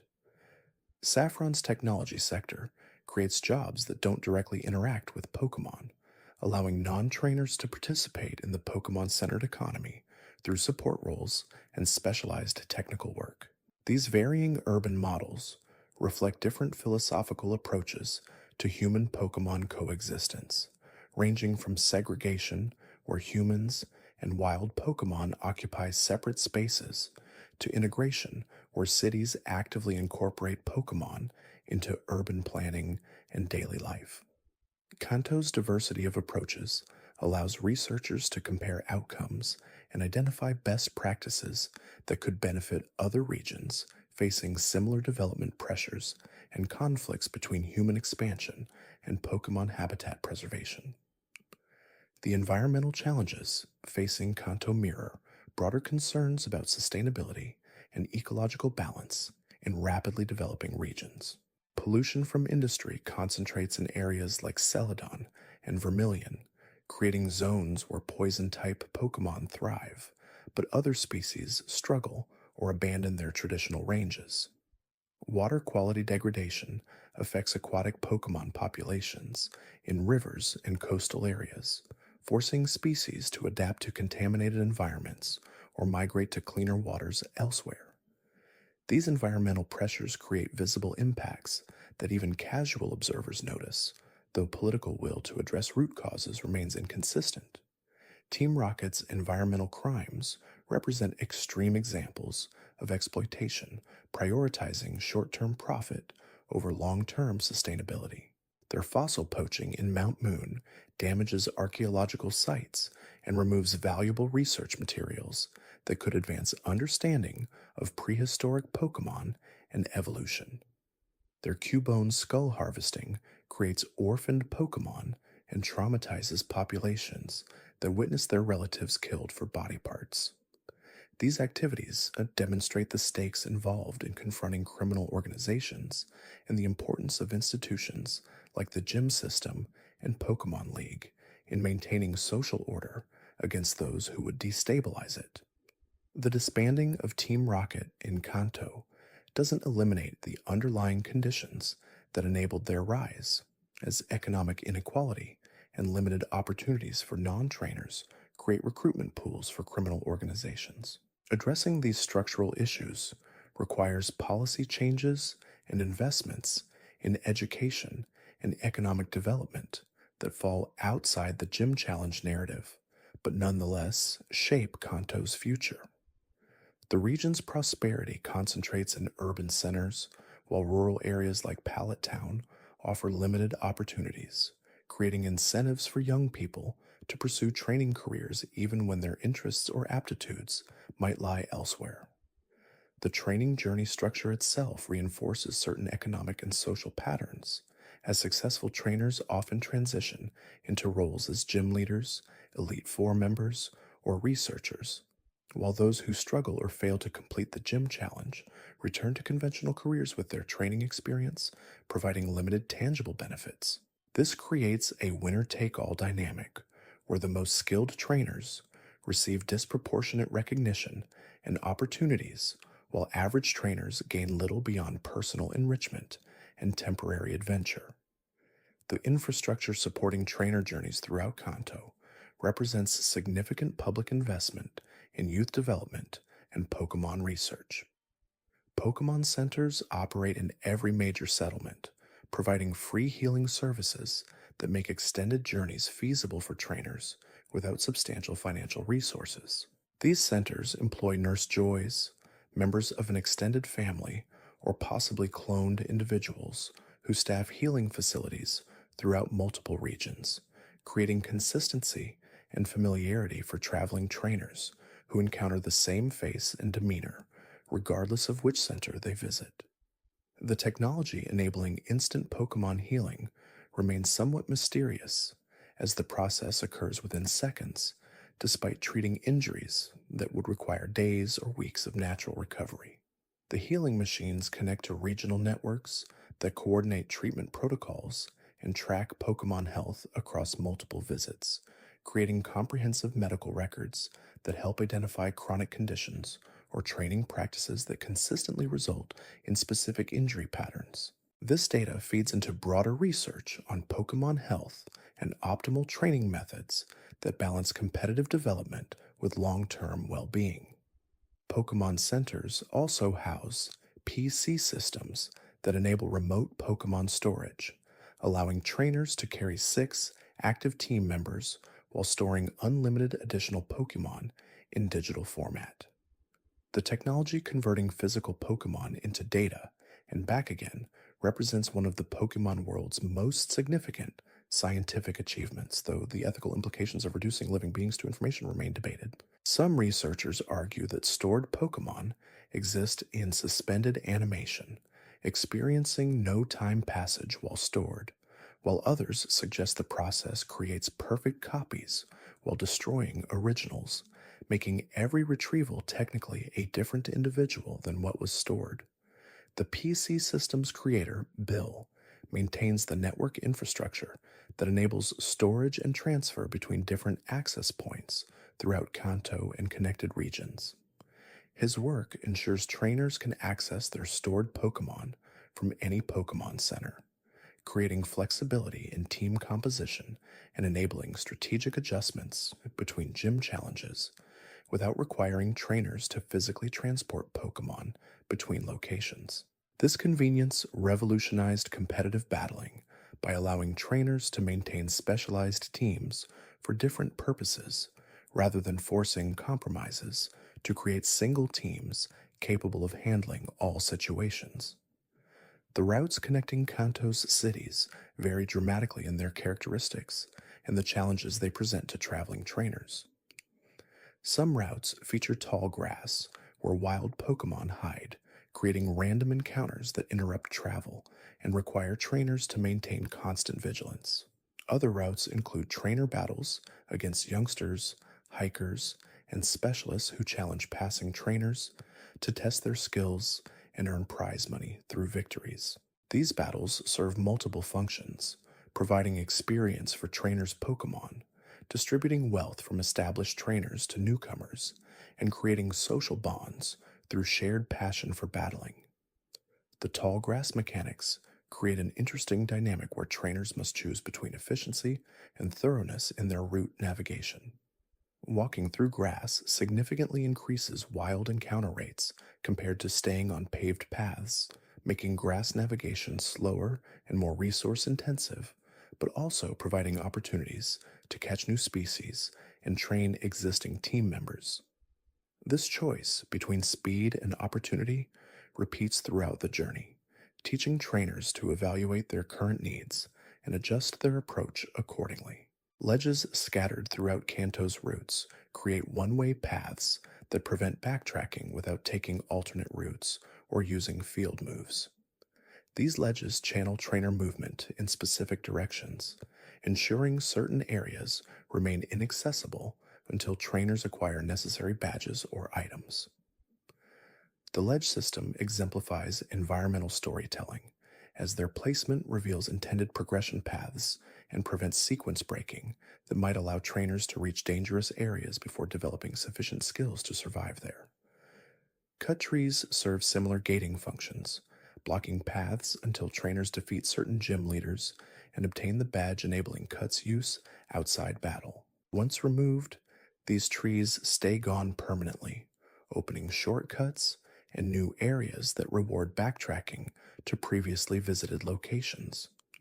This design encourages exploration and creates a sense of the region opening up as trainers progress, with previously small-seeming areas expanding to reveal hidden routes, caves, and settlements that existed all along but remained inaccessible. The cave systems throughout Kanto create claustrophobic environments, where wild encounters occur more frequently than on surface routes, and where navigation becomes challenging without flash to illuminate dark passages. Mount Moon, Rock Tunnel, Victory Road, and various smaller caves each present unique layouts and wild Pokemon populations that reflect their geographic positions and connections to surface environments. These caves serve as difficulty spikes in the journey's flow, testing trainers' preparedness and resource management before allowing access to the areas beyond. Rock Tunnel specifically forces trainers to navigate entirely in darkness unless they teach a Pokemon Flash, a relatively weak special attack that serves greater utility as a field move than as a battle option. The darkness doesn't make navigation impossible, merely frustrating, as trainers can still fumble through the cave by trial and error if they lack flash access. This design choice respects player agency by making flash helpful but not mandatory, allowing different approaches to the same challenge based on individual preferences and resource availability. The Pokemon distribution across Kanto's routes follows ecological logic, with species appearing in environments matching their biological needs and type characteristics. Water types concentrate near coastlines, rivers, and lakes where they can easily access their preferred habitats. Grass types populate forests and meadows where vegetation provides food and cover. Rock and ground types appear in mountainous areas and caves where stone and soil predominate. This distribution creates a sense of naturalism, despite the fantastic nature of the creatures themselves, making Kanto feel like a functioning ecosystem rather than a random assortment of monsters. Version differences in wild Pokemon distribution create subtle variations between red and blue versions, ensuring that players who choose different versions encounter slightly different species compositions even when following identical paths. These differences encourage trading and social interaction while also providing replay value for players who want to experience both versions' unique offerings. The version differences remain minor enough to not dramatically alter the core experience, but significant enough to make each version feel distinct. Fishing mechanics introduce another layer of Pokemon acquisition, as water routes and bodies contain species unavailable through surfing or standard wild encounters.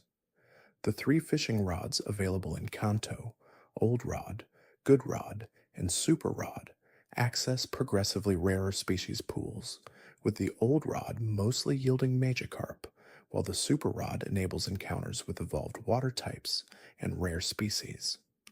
This progression mirrors the broader journey structure, with improved tools becoming available as trainers prove their competence and advance through the gym challenge. The day-night cycle's absence in original Kanto creates a timeless quality where the region exists in perpetual daytime, with no temporal progression beyond what players imagine.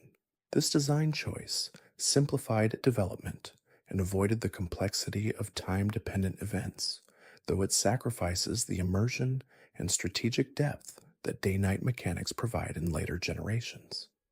The constant daylight makes Kanto feel somewhat static, a region frozen in a single moment, rather than a living world that changes and evolves independent of player actions. Weather effects similarly remain absent from original Kanto, with battles occurring in neutral conditions regardless of location or in-universe climate. This limitation means rain, sandstorm, and other weather-based strategies don't exist in Kanto's original implementation, simplifying competitive battling, but also reducing strategic diversity compared to later generations where weather teams became viable and powerful approaches. The lack of weather creates a controlled environment where type matchups and move choices determine outcomes without environmental variables, introducing additional considerations. The breeding mechanic's absence means Kanto trainers cannot generate new Pokemon through controlled reproduction, relying instead on wild encounters and trades to obtain desired species. This limitation makes certain Pokemon effectively unique, or at least extremely rare, as trainers cannot produce additional copies of legends or version exclusives without external trading partners. The inability to breed also means individual values and natures, concepts introduced in later generations, don't factor into Kanto's original competitive scene, simplifying team building but also reducing the depth of long-term optimization. The held item system's absence similarly limits strategic options, as Pokemon cannot carry berries, type boosting plates, or other items that later became standard competitive tools. This restriction means battles depend entirely on inherent Pokemon capabilities and move choices without items providing additional effects or stat boosts during combat. The simpler system makes Kanto more accessible to newcomers who don't need to learn complex item interactions, but it also creates a lower skill ceiling where advanced strategies have less room to develop. These mechanical limitations reflect Kanto's position as the first region introduced in the Pokemon series, establishing baseline mechanics that later generations would expand and refine.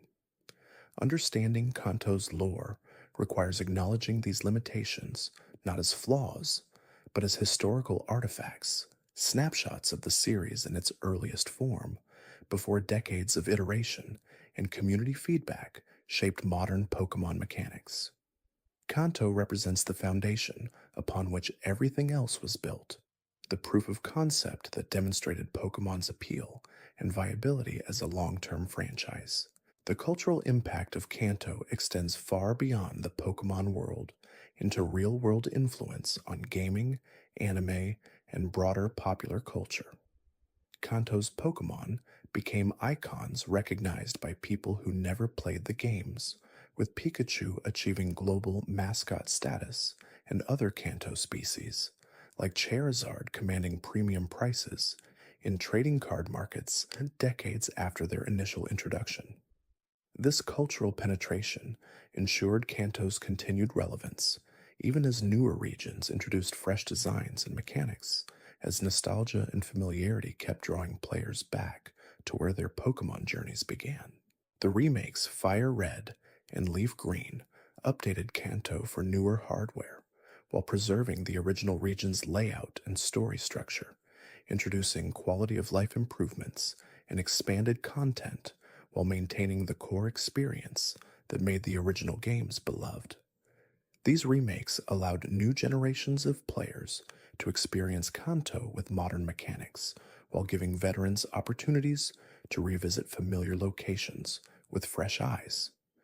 The Sevi Islands edition in these remakes expanded Kanto's geography and provided post-game content that the originals lacked, addressing one of the few criticisms leveled at the original games. Let's Go Pikachu and Let's Go Eevee offered another reimagining of Kanto, this time incorporating mechanics from Pokemon Go and simplifying certain systems to create more accessible entry points for casual players. These versions divided fan opinion, with some appreciating the streamlined approach, while others criticized the removal of wild battles and the emphasis on catching overtraining. Regardless of reception, these remakes demonstrated Kanto's enduring appeal and Nintendo's confidence that the region could carry full-price releases decades after its original implementation. Kanto's role in the broader Pokemon chronology remains somewhat ambiguous, as different media present conflicting timelines and relationships between regional stories. The games suggest Kanto's events occur roughly simultaneously with Johto's, as certain characters appear in both regions during their respective main stories. However, the anime presents Kanto as Ash's first region, visited before Johto and other areas in a clear chronological progression. These contradictions create flexibility for different interpretations while preventing any single canonical timeline from emerging as definitively correct. The relationship between game canon and anime canon creates additional complexity, as the anime introduces characters, events, and Pokemon variants not present in the games, while the games include content the anime never addresses. This divergence means Kanto exists in multiple forms, across different media, each valid within its own continuity, but not necessarily compatible with others. Fans must choose which version they prefer or accept that multiple Kantos coexist in parallel timelines where different events occurred and different rules apply. The mystery surrounding certain Kanto locations and characters fuels ongoing speculation and theory crafting within the fan community. The unknown dungeon's origins remain unexplained, as do the circumstances that led to its current state as a high level wild Pokemon habitat. The relationship between the various Nurse Joys and Officer Jennies throughout Kanto and other regions sparks debates about whether they represent clones, relatives, or some other explanation for their identical appearances and similar personalities. These unresolved questions create space for fan theories and interpretations that enrich the lore beyond what official sources explicitly confirm. The future of Kanto within the Pokemon franchise seems secure given the region's nostalgic appeal and proven ability to carry successful releases. Future remakes seem inevitable as hardware capabilities continue improving and new generations of players seek entry points into the series. These future versions will likely introduce mechanics and quality of life features that make Kanto more accessible while preserving the core elements that define the region's identity and appeal. The challenge for developers will be balancing innovation with preservation, updating Kanto for modern sensibilities without losing the characteristics that made it special in the first place. The ecological relationships between different Pokemon species in Kanto reveal complex food webs and interdependencies that maintain environmental balance across diverse habitats. Predator-prey dynamics exist, despite the games rarely depicting Pokemon consuming each other, with stronger species naturally controlling populations of weaker ones through competition for resources and territory rather than direct predation. Bug types serve as primary consumers in most terrestrial ecosystems, converting plant matter into protein that supports bird and reptilian Pokemon higher in the food chain. Caterpie and Weedle populations explode during spring months when new plant growth provides abundant food, creating temporary surplus that allows Pidgey, Spearow, and other bird Pokemon to raise multiple clutches of offspring. As summer progresses and plant growth slows, bug-type populations decline through natural attrition and predation, stabilizing at sustainable levels that the environment can support through winter dormancy. This seasonal cycling creates rhythms in Pokemon populations that experienced trainers recognize and exploit when seeking specific species during optimal catching windows. The relationship between Caterpie and Butterfree exemplifies complete metamorphosis in Pokemon biology, with the larval form bearing little resemblance to the adult stage beyond basic body plan elements. Metapod represents the pupal stage, where extensive internal reorganization occurs, with larval tissues breaking down and reforming into adult structures over a period lasting several days to weeks, depending on environmental conditions and food availability during the Caterpie stage. This transformation requires significant energy investment, making pupating Pokemon vulnerable to predation and environmental stress during the transition period. Butterfree's emergence from the Metapod shell marks a critical moment where the adult must expand and dry its wings before it can fly, creating a window of extreme vulnerability where the newly emerged butterfly cannot escape ground-based predators. Wild Butterfree often pupate in groups, with multiple Metapod clustering together in protected locations where earlier emergers can defend later ones until the entire group achieves flight capability. This cooperative behavior demonstrates social complexity in Pokemon that simple game mechanics don't fully capture, suggesting wild populations employ survival strategies far more sophisticated than trainer-owned Pokemon typically display.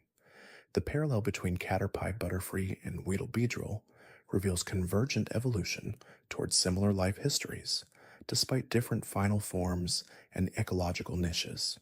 Both lineages use rapid larval growth to capitalize on seasonal resource abundance, then transform into flying adults capable of dispersing to new areas and accessing different food sources than their larval forms utilized.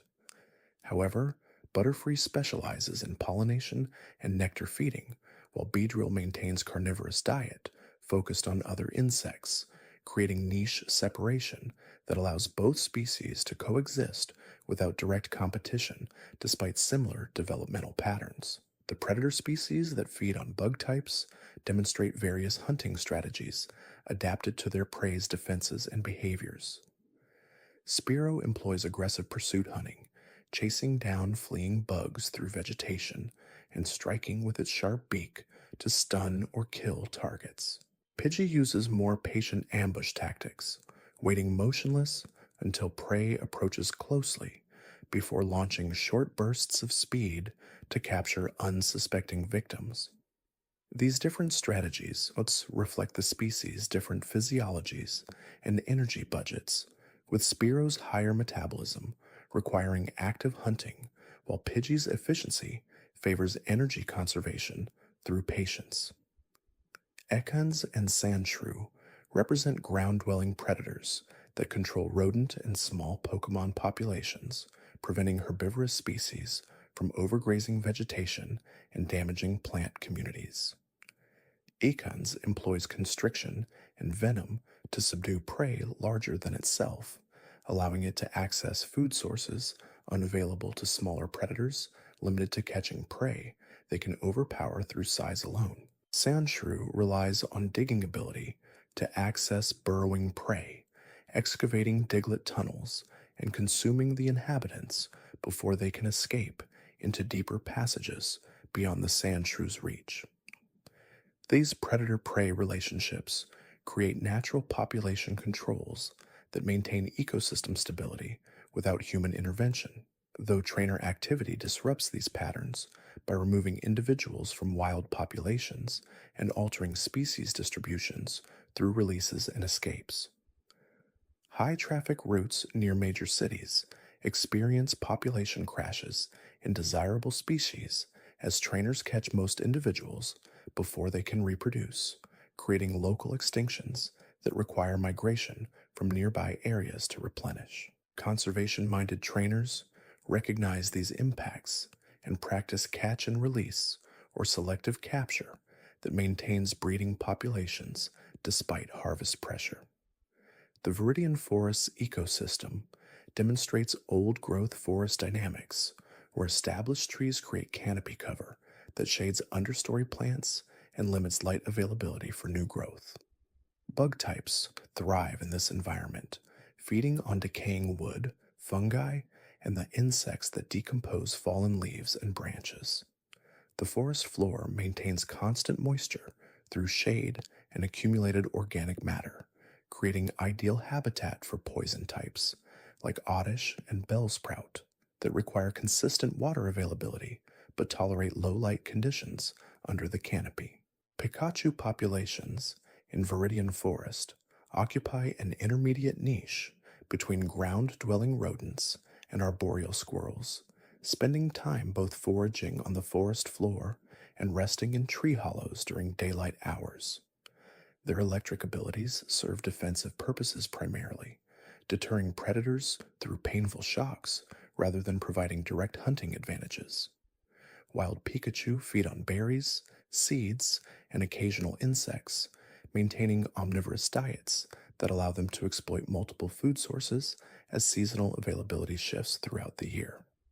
The social structure of wild Pikachu groups centers on extended family units, where multiple generations cooperate in raising young and defending territory against competing groups and predators. Older individuals teach younger ones where to find food, how to avoid common predators, and when seasonal resources become available, creating cultural transmission of survival knowledge that supplements instinctive behaviors. This social learning helps explain why captured Pikachu adapt quickly to training, as they possess pre-existing frameworks for learning from trusted authorities and cooperating toward shared goals. The evolution from Pikachu to Raichu requires exposure to Thunderstone, a mineral formation imbued with concentrated electric energy that triggers rapid physiological changes when a Pikachu makes physical contact. The transformation process resembles natural evolution compressed into hours or minutes rather than occurring gradually over a lifetime, suggesting that Thunderstones function as catalysts that unlock latent genetic potentials rather than fundamentally altering the Pokemon's biology. Raichu retained memories and learned behaviors from their time as Pikachu, demonstrating that evolution preserves mental continuity despite dramatic physical changes.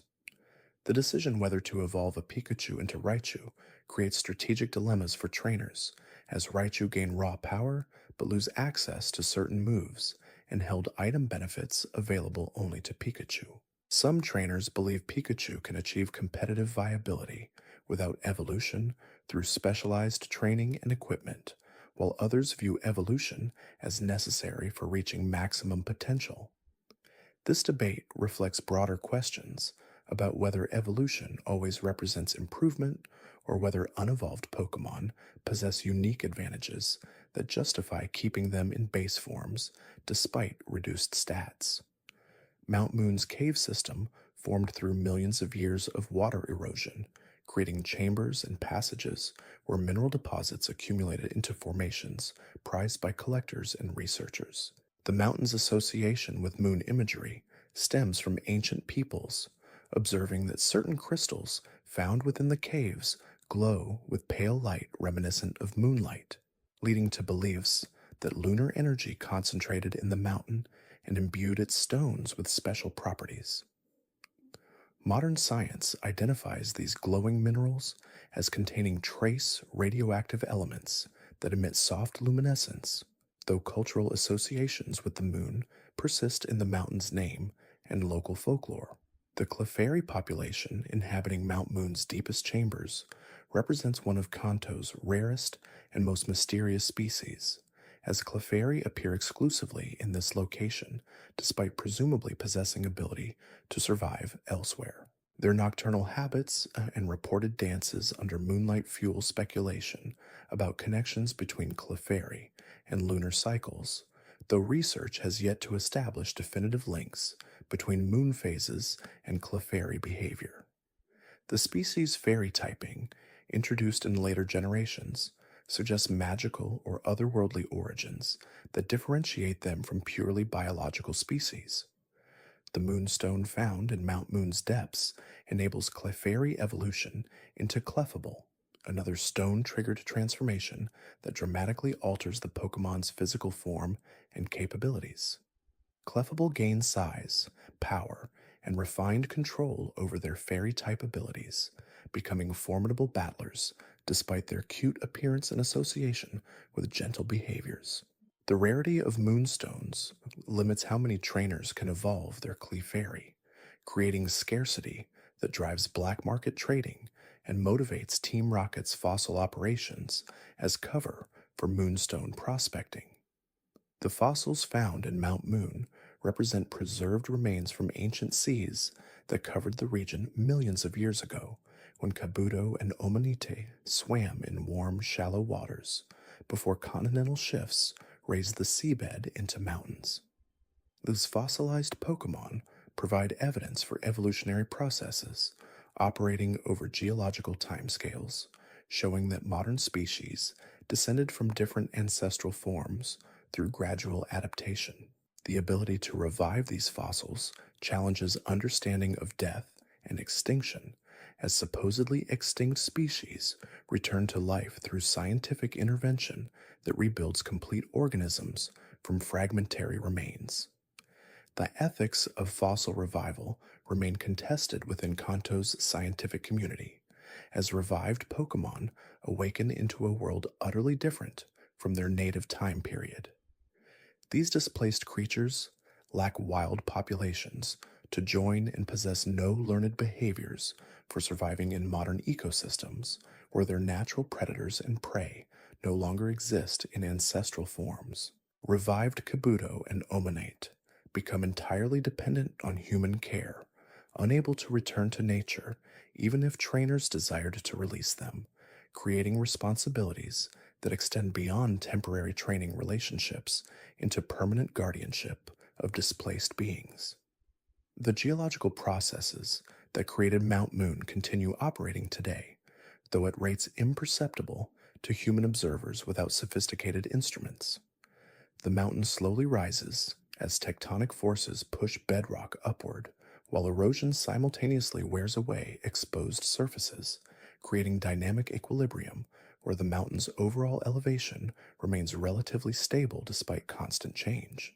Earthquakes occasionally shake the region when accumulated stresses release suddenly, reminding residents that the apparently solid ground beneath their feet flows and shifts over timescales exceeding human comprehension. The Cerulean Cape area, east of Cerulean City, provides habitat for water-type Pokémon that prefer coastal environments, where fresh and salt water mix in estuaries and tidal zones. Goldine and Seeking populations migrate between ocean and river environments, depending on seasonal spawning cycles, traveling upstream to lay eggs in protected freshwater pools before returning to the sea. These migrations create predictable windows when trainers can encounter these species in specific locations, rewarding knowledge of Pokemon behavior and timing. The Bill's house location on Cerulean Cape reflects his preference for isolation during research periods, as the remote setting provides freedom from interruptions and easy access to wild Pokemon populations for observation. Bill's work on the Pokemon storage system required understanding how to safely convert living creatures into data without losing essential information or causing harm during the transformation and reconstruction processes. His accidental self-transformation into Pokemon form provided unexpected insights into the subjective experience of being data, confirming that consciousness persists through the conversion process and that stored Pokemon retain awareness despite existing in non-physical states. The philosophical implications of Pokemon storage technology extend beyond mere convenience, raising questions about the nature of consciousness and whether digital existence differs fundamentally from physical embodiment. Stored Pokemon report no memory of time passage during storage, suggesting they experience something like dreamless sleep rather than conscious existence in digital form. However, the fact that they can be stored indefinitely without aging or requiring resources suggests their biological processes halt entirely during storage, creating a form of suspended animation that challenges understanding of what constitutes living versus existing in stasis. The Nugget Bridge battles serve multiple functions beyond simple trainer challenges, as the bridge's design creates choke point where traveling trainers must cross single file, enabling the stationed trainers to challenge every passing individual without missing anyone.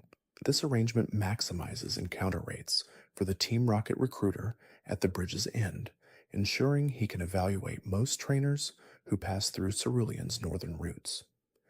The bridge's name references the Nugget Prize awarded for defeating all challenges, a monetary reward significant enough to incentivize trainers to accept the gauntlet rather than seeking alternate routes. The recruitment pitch offered after clearing the bridge reveals Team Rocket's approach to building membership, targeting skilled trainers who demonstrate battling competence, but who might lack strong ethical foundations or stable financial situations.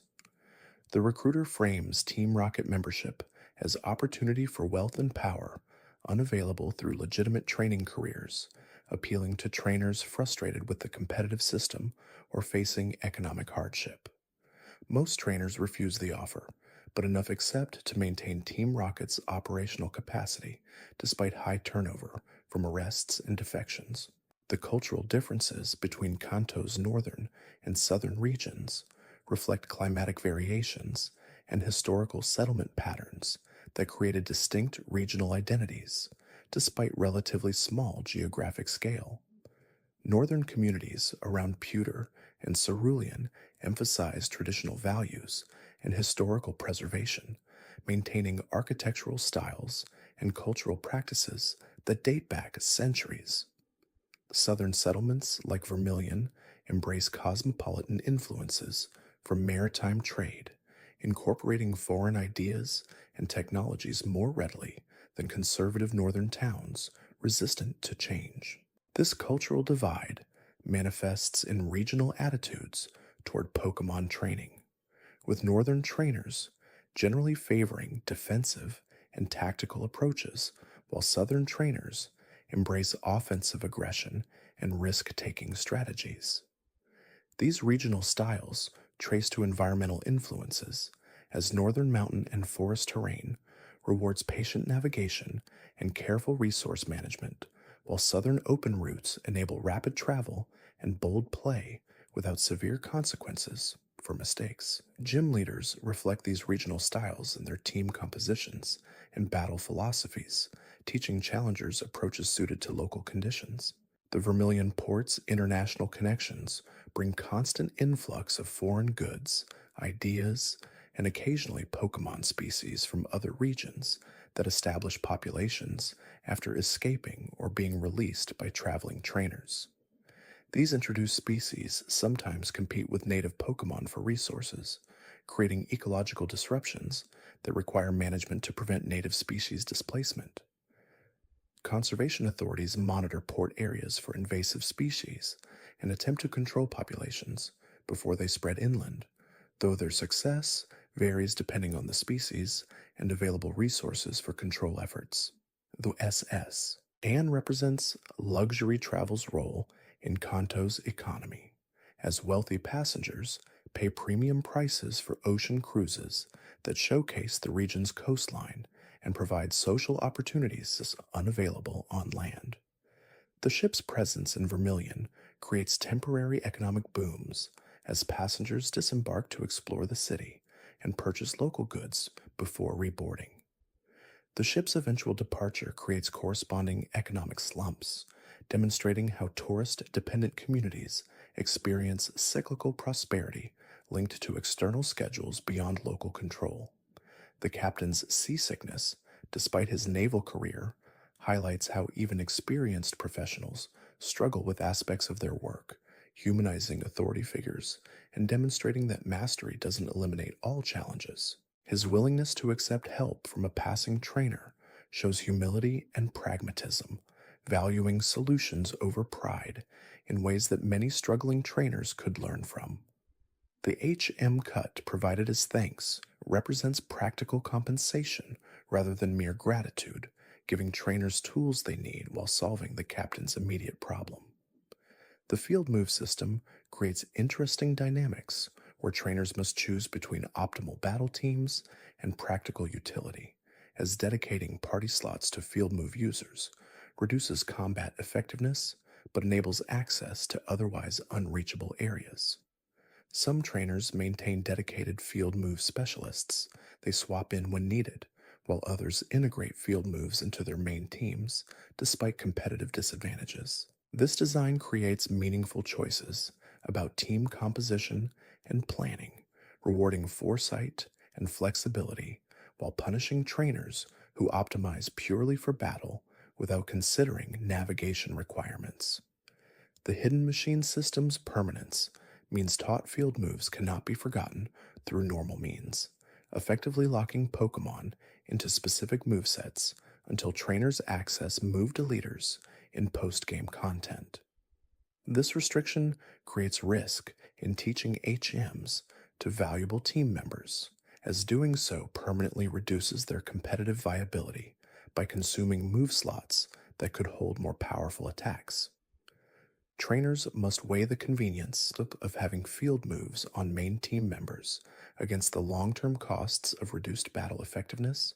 Diglett's Cave serves as the primary habitat for Diglett and Dugtrio in Kanto, though the species' burrowing abilities mean they potentially exist throughout the region, underground, without surfacing in areas trainers can access. The cave's formation likely resulted from Diglett excavation rather than natural erosion, as the tunnels show regular dimensions and smooth walls inconsistent with water-carved passages.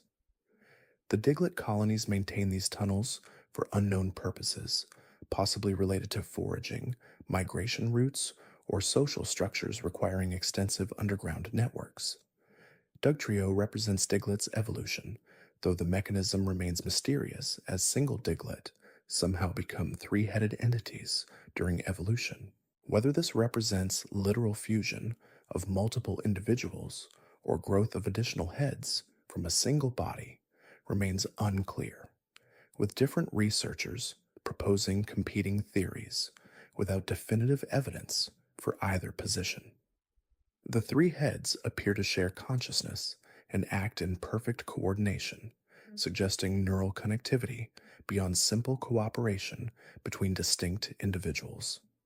The ground beneath Kanto's surface likely contains extensive Diglett tunnel networks that most trainers never see, creating a hidden infrastructure that affects surface geography through subsidence and occasional collapse where tunnel roofs fail. These collapses create sinkholes and depressions that locals attribute to Diglett activity, though proving causation requires excavation and investigation that often proves impractical given the depth and extent of underground systems. The tunnel's existence suggests Kanto's subsurface is less solid than surface appearances indicate, with vast, empty spaces undermining the apparent stability of roads and buildings. The relationship between Diglett populations and agricultural productivity remains positive, despite concerns about tunneling damage, as Diglett excavations aerate compacted soils and create drainage channels that improve crop health. Farmers near Diglett territories report higher yields and fewer irrigation problems compared to areas without active Diglett populations, creating incentives to tolerate occasional surface damage in exchange for consistent agricultural benefits. Some farmers actively encourage Diglett presence by leaving portions of fields uncultivated as habitat, creating symbiotic relationships that benefit both species. Rock tunnels' darkness serves as natural defense mechanism that deters casual exploration while allowing adapted species to thrive without human interference. The Pokémon inhabiting Rock Tunnel possess enhanced senses that compensate for visual limitations, using echolocation, tactile sensing, or thermal detection to navigate and hunt in complete darkness. Zubat populations particularly benefit from these conditions, as their sonar capabilities give them significant advantages over visually oriented predators that struggle in the tunnel's lightless depths. The wild Pokémon encounter rates in Rock Tunnel create challenging resource management situations where trainers must balance team health against progress toward the exit, as unlimited healing access doesn't exist within the tunnel itself. Trainers entering unprepared often find themselves forced to retreat and regroup after resource depletion makes continuing forward too risky. This risk-reward calculation teaches important lessons about preparation and knowing when to withdraw from unfavorable situations rather than pressing forward into guaranteed failure. The Lavender Town atmosphere reflects its role as Kanto's primary memorial site, where trainers and civilians mourn deceased Pokémon and celebrate their memories. The town's culture centers entirely on death and remembrance, creating a somber environment that contrasts sharply with other settlements' energetic focus on training and battling. This cultural specialization serves important social functions by providing dedicated space for grief and healing that might feel inappropriate in more celebratory contexts, acknowledging that Pokémon training involves loss and that those losses deserve recognition. The Pokémon Tower's architecture reflects traditional burial practices where vertical construction symbolizes spiritual ascension and proximity to whatever afterlife belief system acknowledges. Each floor represents stages in the mourning process, with lower levels housing recent interments and fresh grief, while upper levels contain older graves where emotional intensity has faded into peaceful remembrance. The tower's height allows it to accommodate centuries of burials without expanding its footprint, concentrating memorial space in dense vertical structure that preserves as scarce land for other uses. The ghost Pokemon haunting the tower's upper floors represent spirits unable or unwilling to move on from physical existence, bound to the location through unfinished business or intense emotional attachments to the world they left. These ghosts interact with living Pokemon and trainers in ways that blur boundaries between life and death, demonstrating that consciousness can persist beyond physical form under certain conditions. Whether all Pokemon possess potential for ghostly persistence or whether only certain species manifest as ghosts remains unclear, though ghost-type Pokemon seem more prone to this continuation than others. The Marowak's ghost stands apart from other tower spirits through its clear purpose and narrative coherence, as the spirit explicitly seeks justice for its murder, rather than simply haunting the location without obvious motivation. This purposeful haunting suggests consciousness and intent that transcends simple residual energy or emotional imprints, indicating that the Marowak retains full awareness and goal-directed behavior despite lacking physical form. The ghost's inability to find peace until the player intervenes demonstrates that external action can resolve spiritual unrest, creating obligations for living individuals to address injustices even when the primary victims no longer exist in conventional sense. The Cubone species' relationship with death manifests through their iconic skull helmets, worn as permanent reminders of deceased mothers whose bones become their offspring's primary defense. This morbid practice suggests complex emotional processing and cultural transmission within Cubone populations, as wearing maternal remains requires understanding death's permanence and significance beyond simple, instinctive behavior.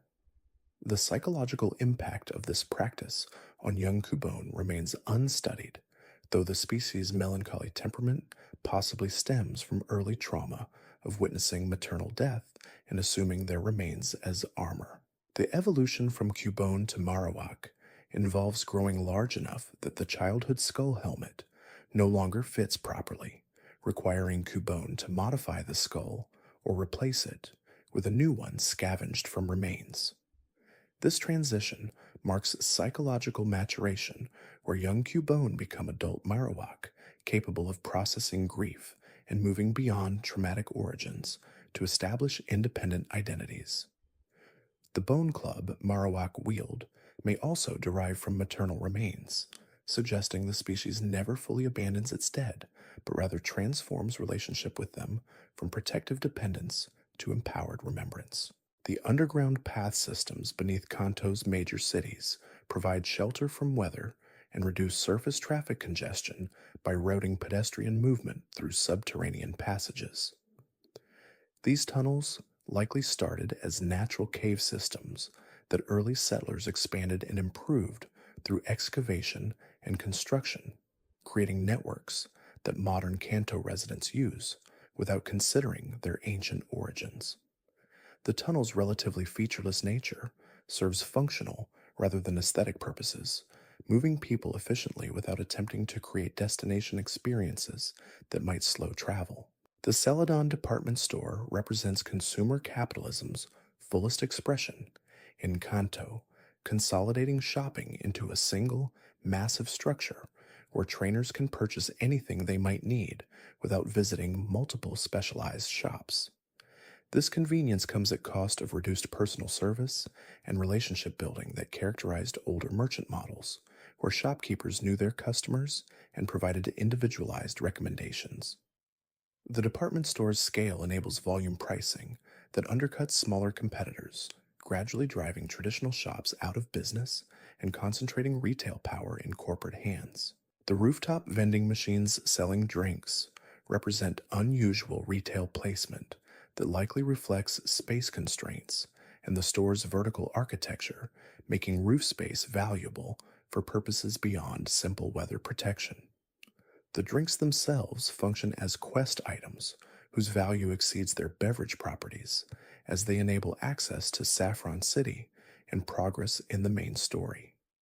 This transformation of mundane goods into essential items through narrative context demonstrates how game design creates artificial scarcity and value in ways that mirror real world economic manipulation, but with transparent rather than hidden mechanisms.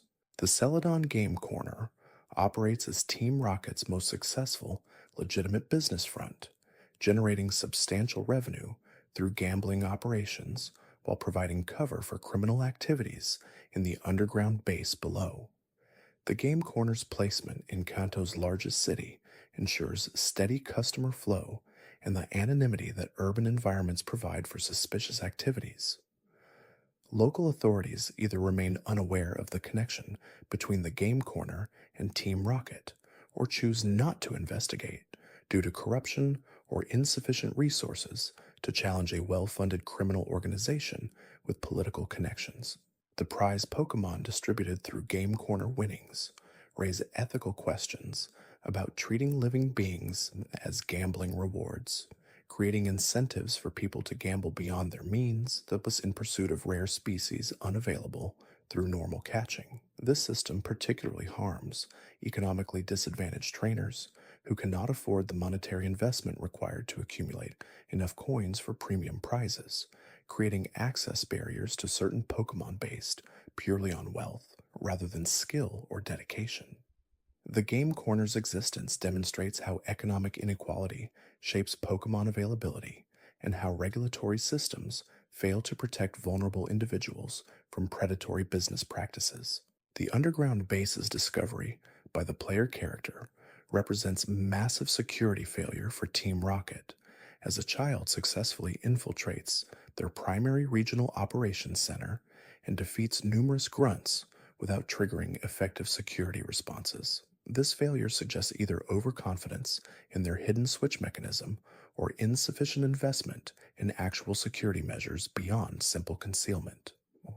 The ease with which the player dismantles their operation indicates that Team Rocket prioritizes expansion and profit over operational security, creating vulnerabilities that eventually lead to their Kanto operations collapse. The base's layout reflects military or quasi-military organization, with clearly defined areas for different functions, including storage, training facilities, and command centers where leadership coordinates operations.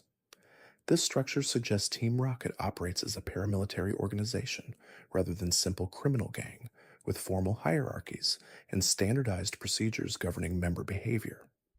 The Grunt's uniform dress and relatively consistent battle strategies indicate centralized training programs that produce reliable, if unexceptional, operatives capable of executing orders but lacking creativity or individual initiative.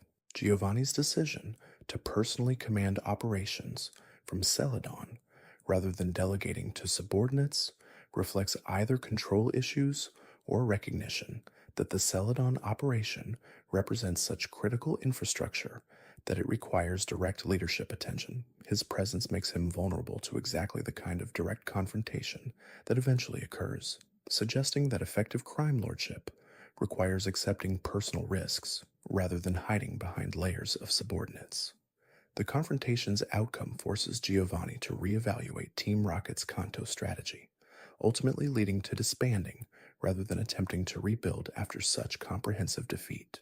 The Silph Scope's recovery enables progress in Lavender Town while simultaneously disrupting Team Rocket's Cubone poaching operation, creating cascading effects where single successful intervention produces multiple positive outcomes. This demonstrates how criminal operations create interdependencies where failure in one area compromises others, making focused law enforcement efforts more effective than attempting to address all criminal activities simultaneously. The player's repeated interference across multiple Team Rocket operations suggests they represent existential threat to the organization beyond their individual battle capabilities, as their tendency to appear at critical moments disrupts planning and demoralizes members who see their operations consistently failing. The psychic phenomena demonstrated by Sabrina and other psychic-type trainers in Saffron City represent abilities that blur lines between human and Pokemon capabilities, suggesting latent psychic potential in humans that some individuals develop through training or innate talent. Sabrina's powers exceed normal human capabilities, allowing her to teleport, read minds, and influence physical objects through thought alone.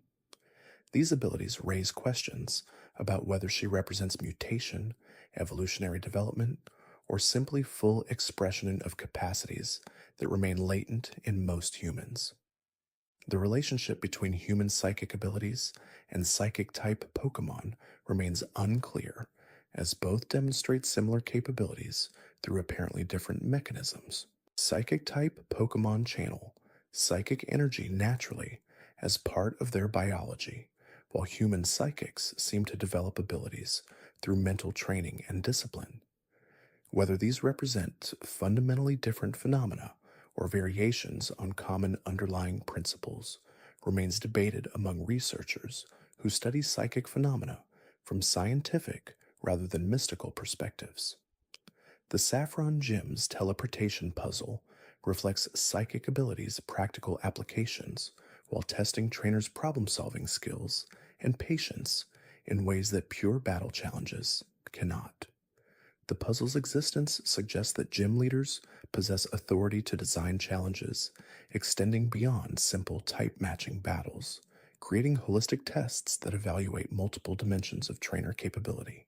This flexibility allows gyms to serve pedagogical functions beyond simply testing battle prowess, teaching skills like spatial reasoning and systematic exploration that apply to non-combat situations trainers encounter during their journeys.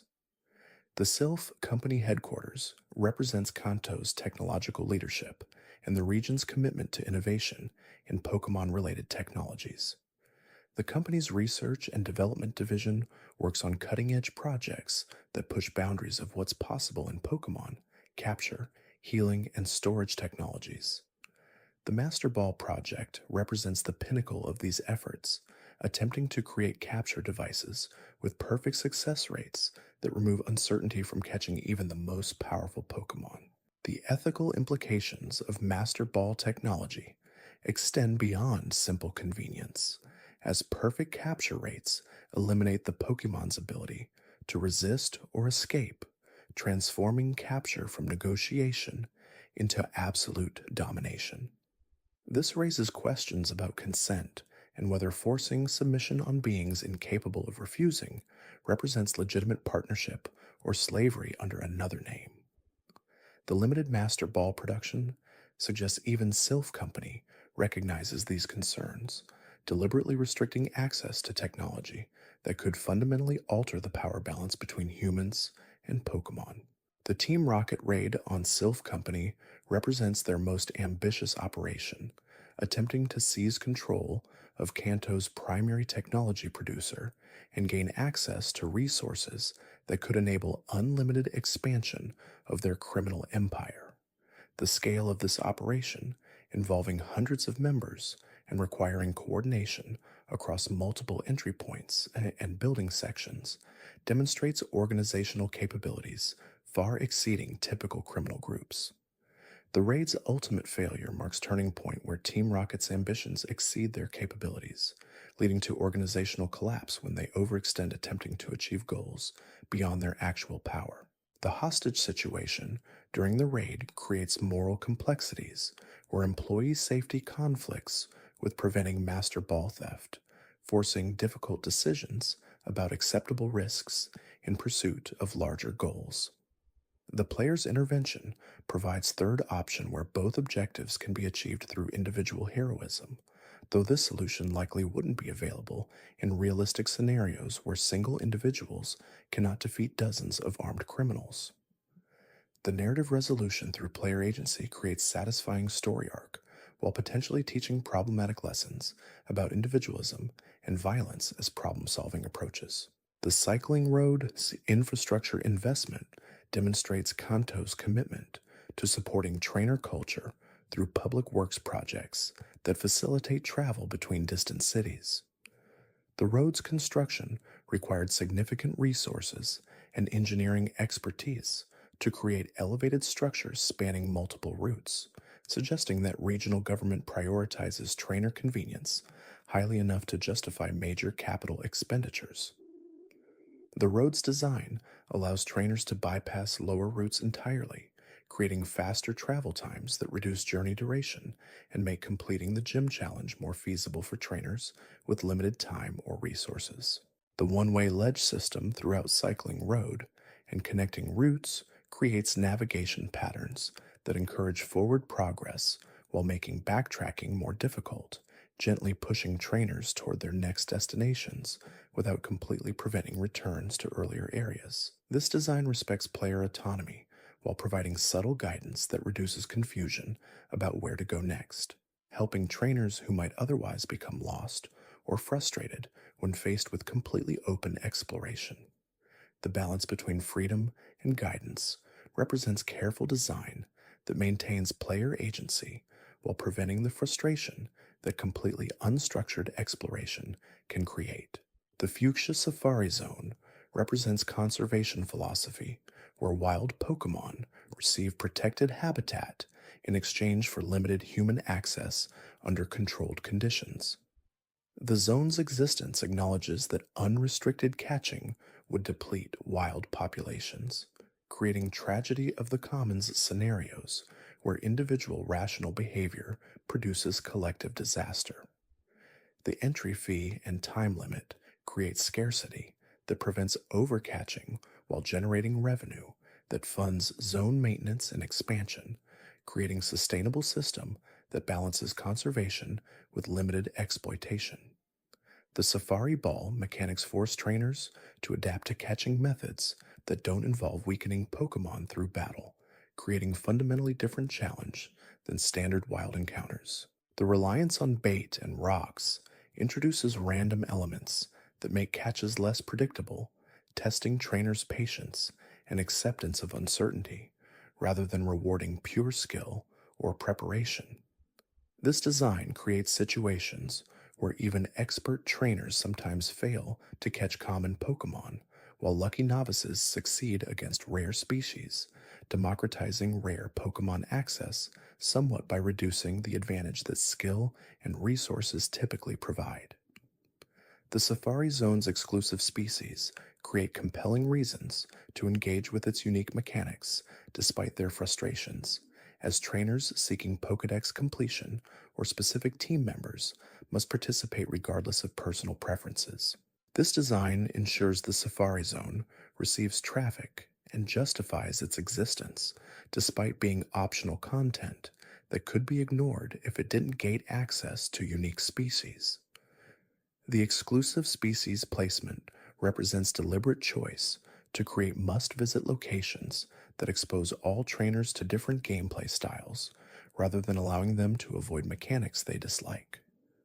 The Seafoam Islands ice puzzle mechanics require strategic boulder placement to redirect water flows and create passable routes through the cave system. This puzzle design tests spatial reasoning and planning skills while creating stakes through limited boulder placement attempts, as incorrect pushes can make the puzzle unsolvable and force trainers to restart from earlier save points.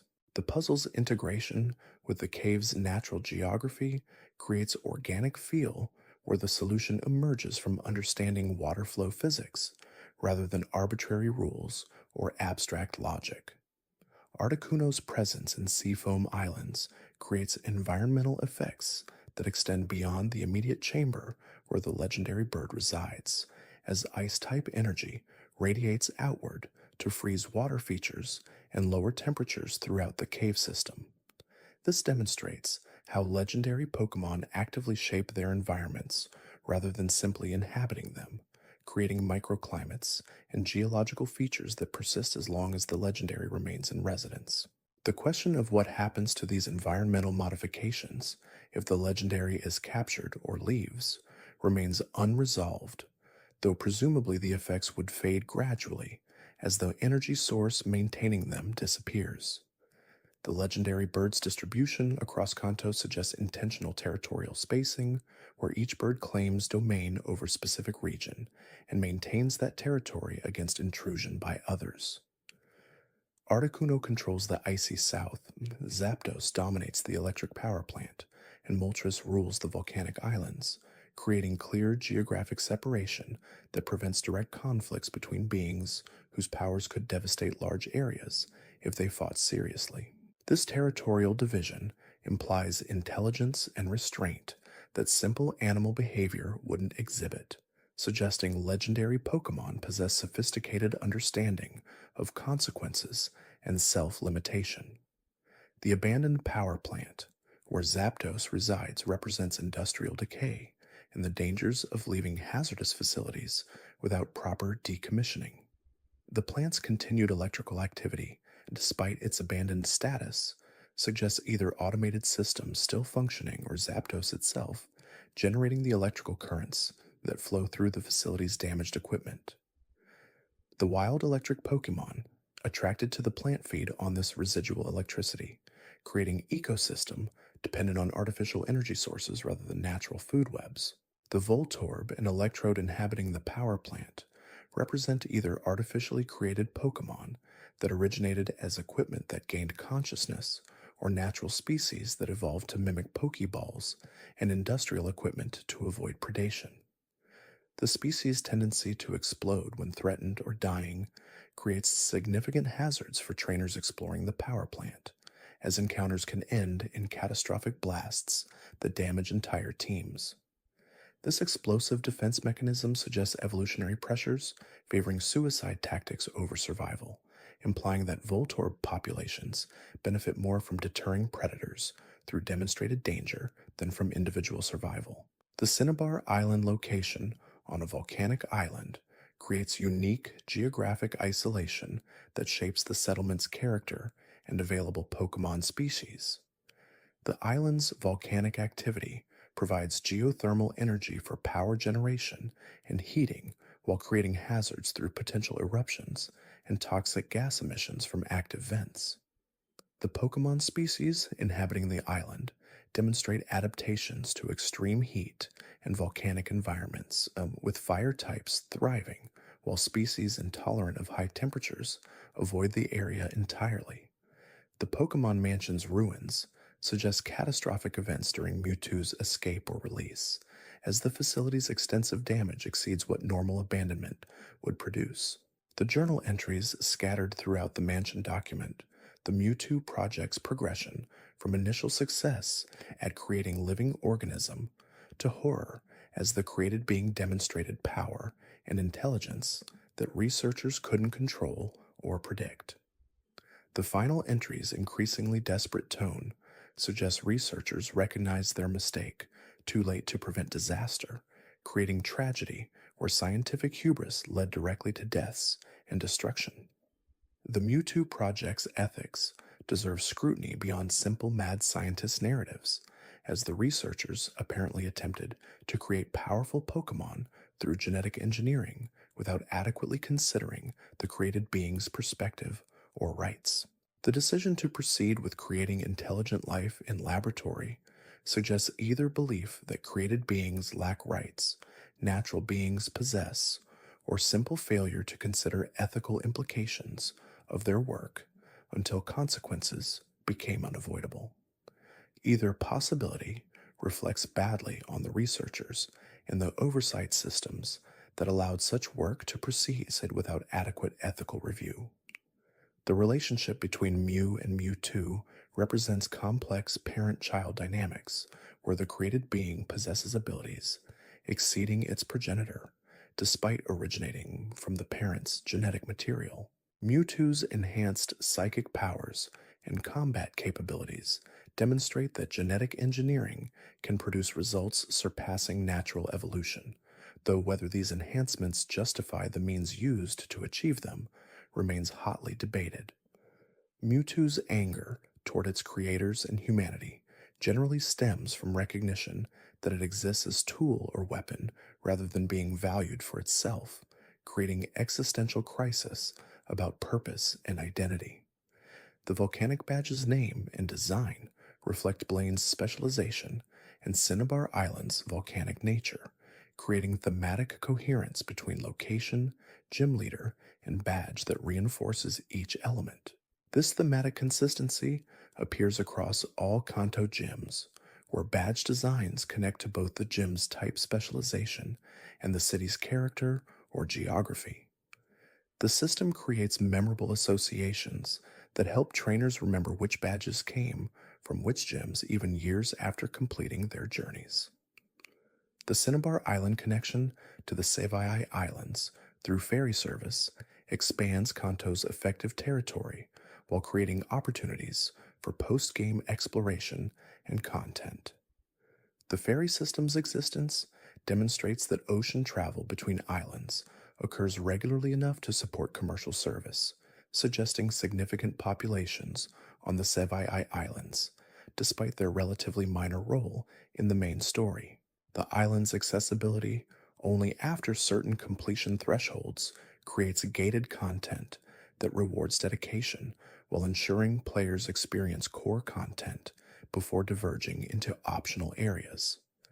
The Victory Road Challenge represents final test before the Indigo Plateau, requiring trainers to demonstrate mastery of all field moves and navigation skills developed throughout their journey. The cave's design intentionally incorporates obstacles requiring strength, flash, and other field moves to create comprehensive skill check that weak or unprepared teams cannot overcome. The high-level wild Pokémon inhabiting Victory Road provide final training opportunities and force teams not yet ready for the Elite Four to gain additional experience before progressing. The wild Pokémon species distribution in Victory Road reflects the location's status as final wild encounter zone, featuring fully evolved or nearly evolved species that pose genuine threats even to well-trained teams. Graveler, Machoke, and similar Pokémon appear regularly, creating grinding opportunities for trainers seeking last-minute experience before facing the Elite Four. The cave's complexity and easy access to wild Pokémon make it a popular training location for trainers who complete the Elite Four challenge and seek high-level wild encounters for ongoing team development. The Elite Four structure creates endurance tests fundamentally different from individual gym challenges, as trainers must maintain performance across 4 consecutive battles without external healing access. This marathon format rewards team depth and resource management over pure battle strength, as teams optimized for single battles may lack the flexibility to handle multiple type specialists consecutively. The format also creates memorable experience where victory requires sustained focus and adaptation as each Elite Four member presents new challenges requiring strategic adjustments.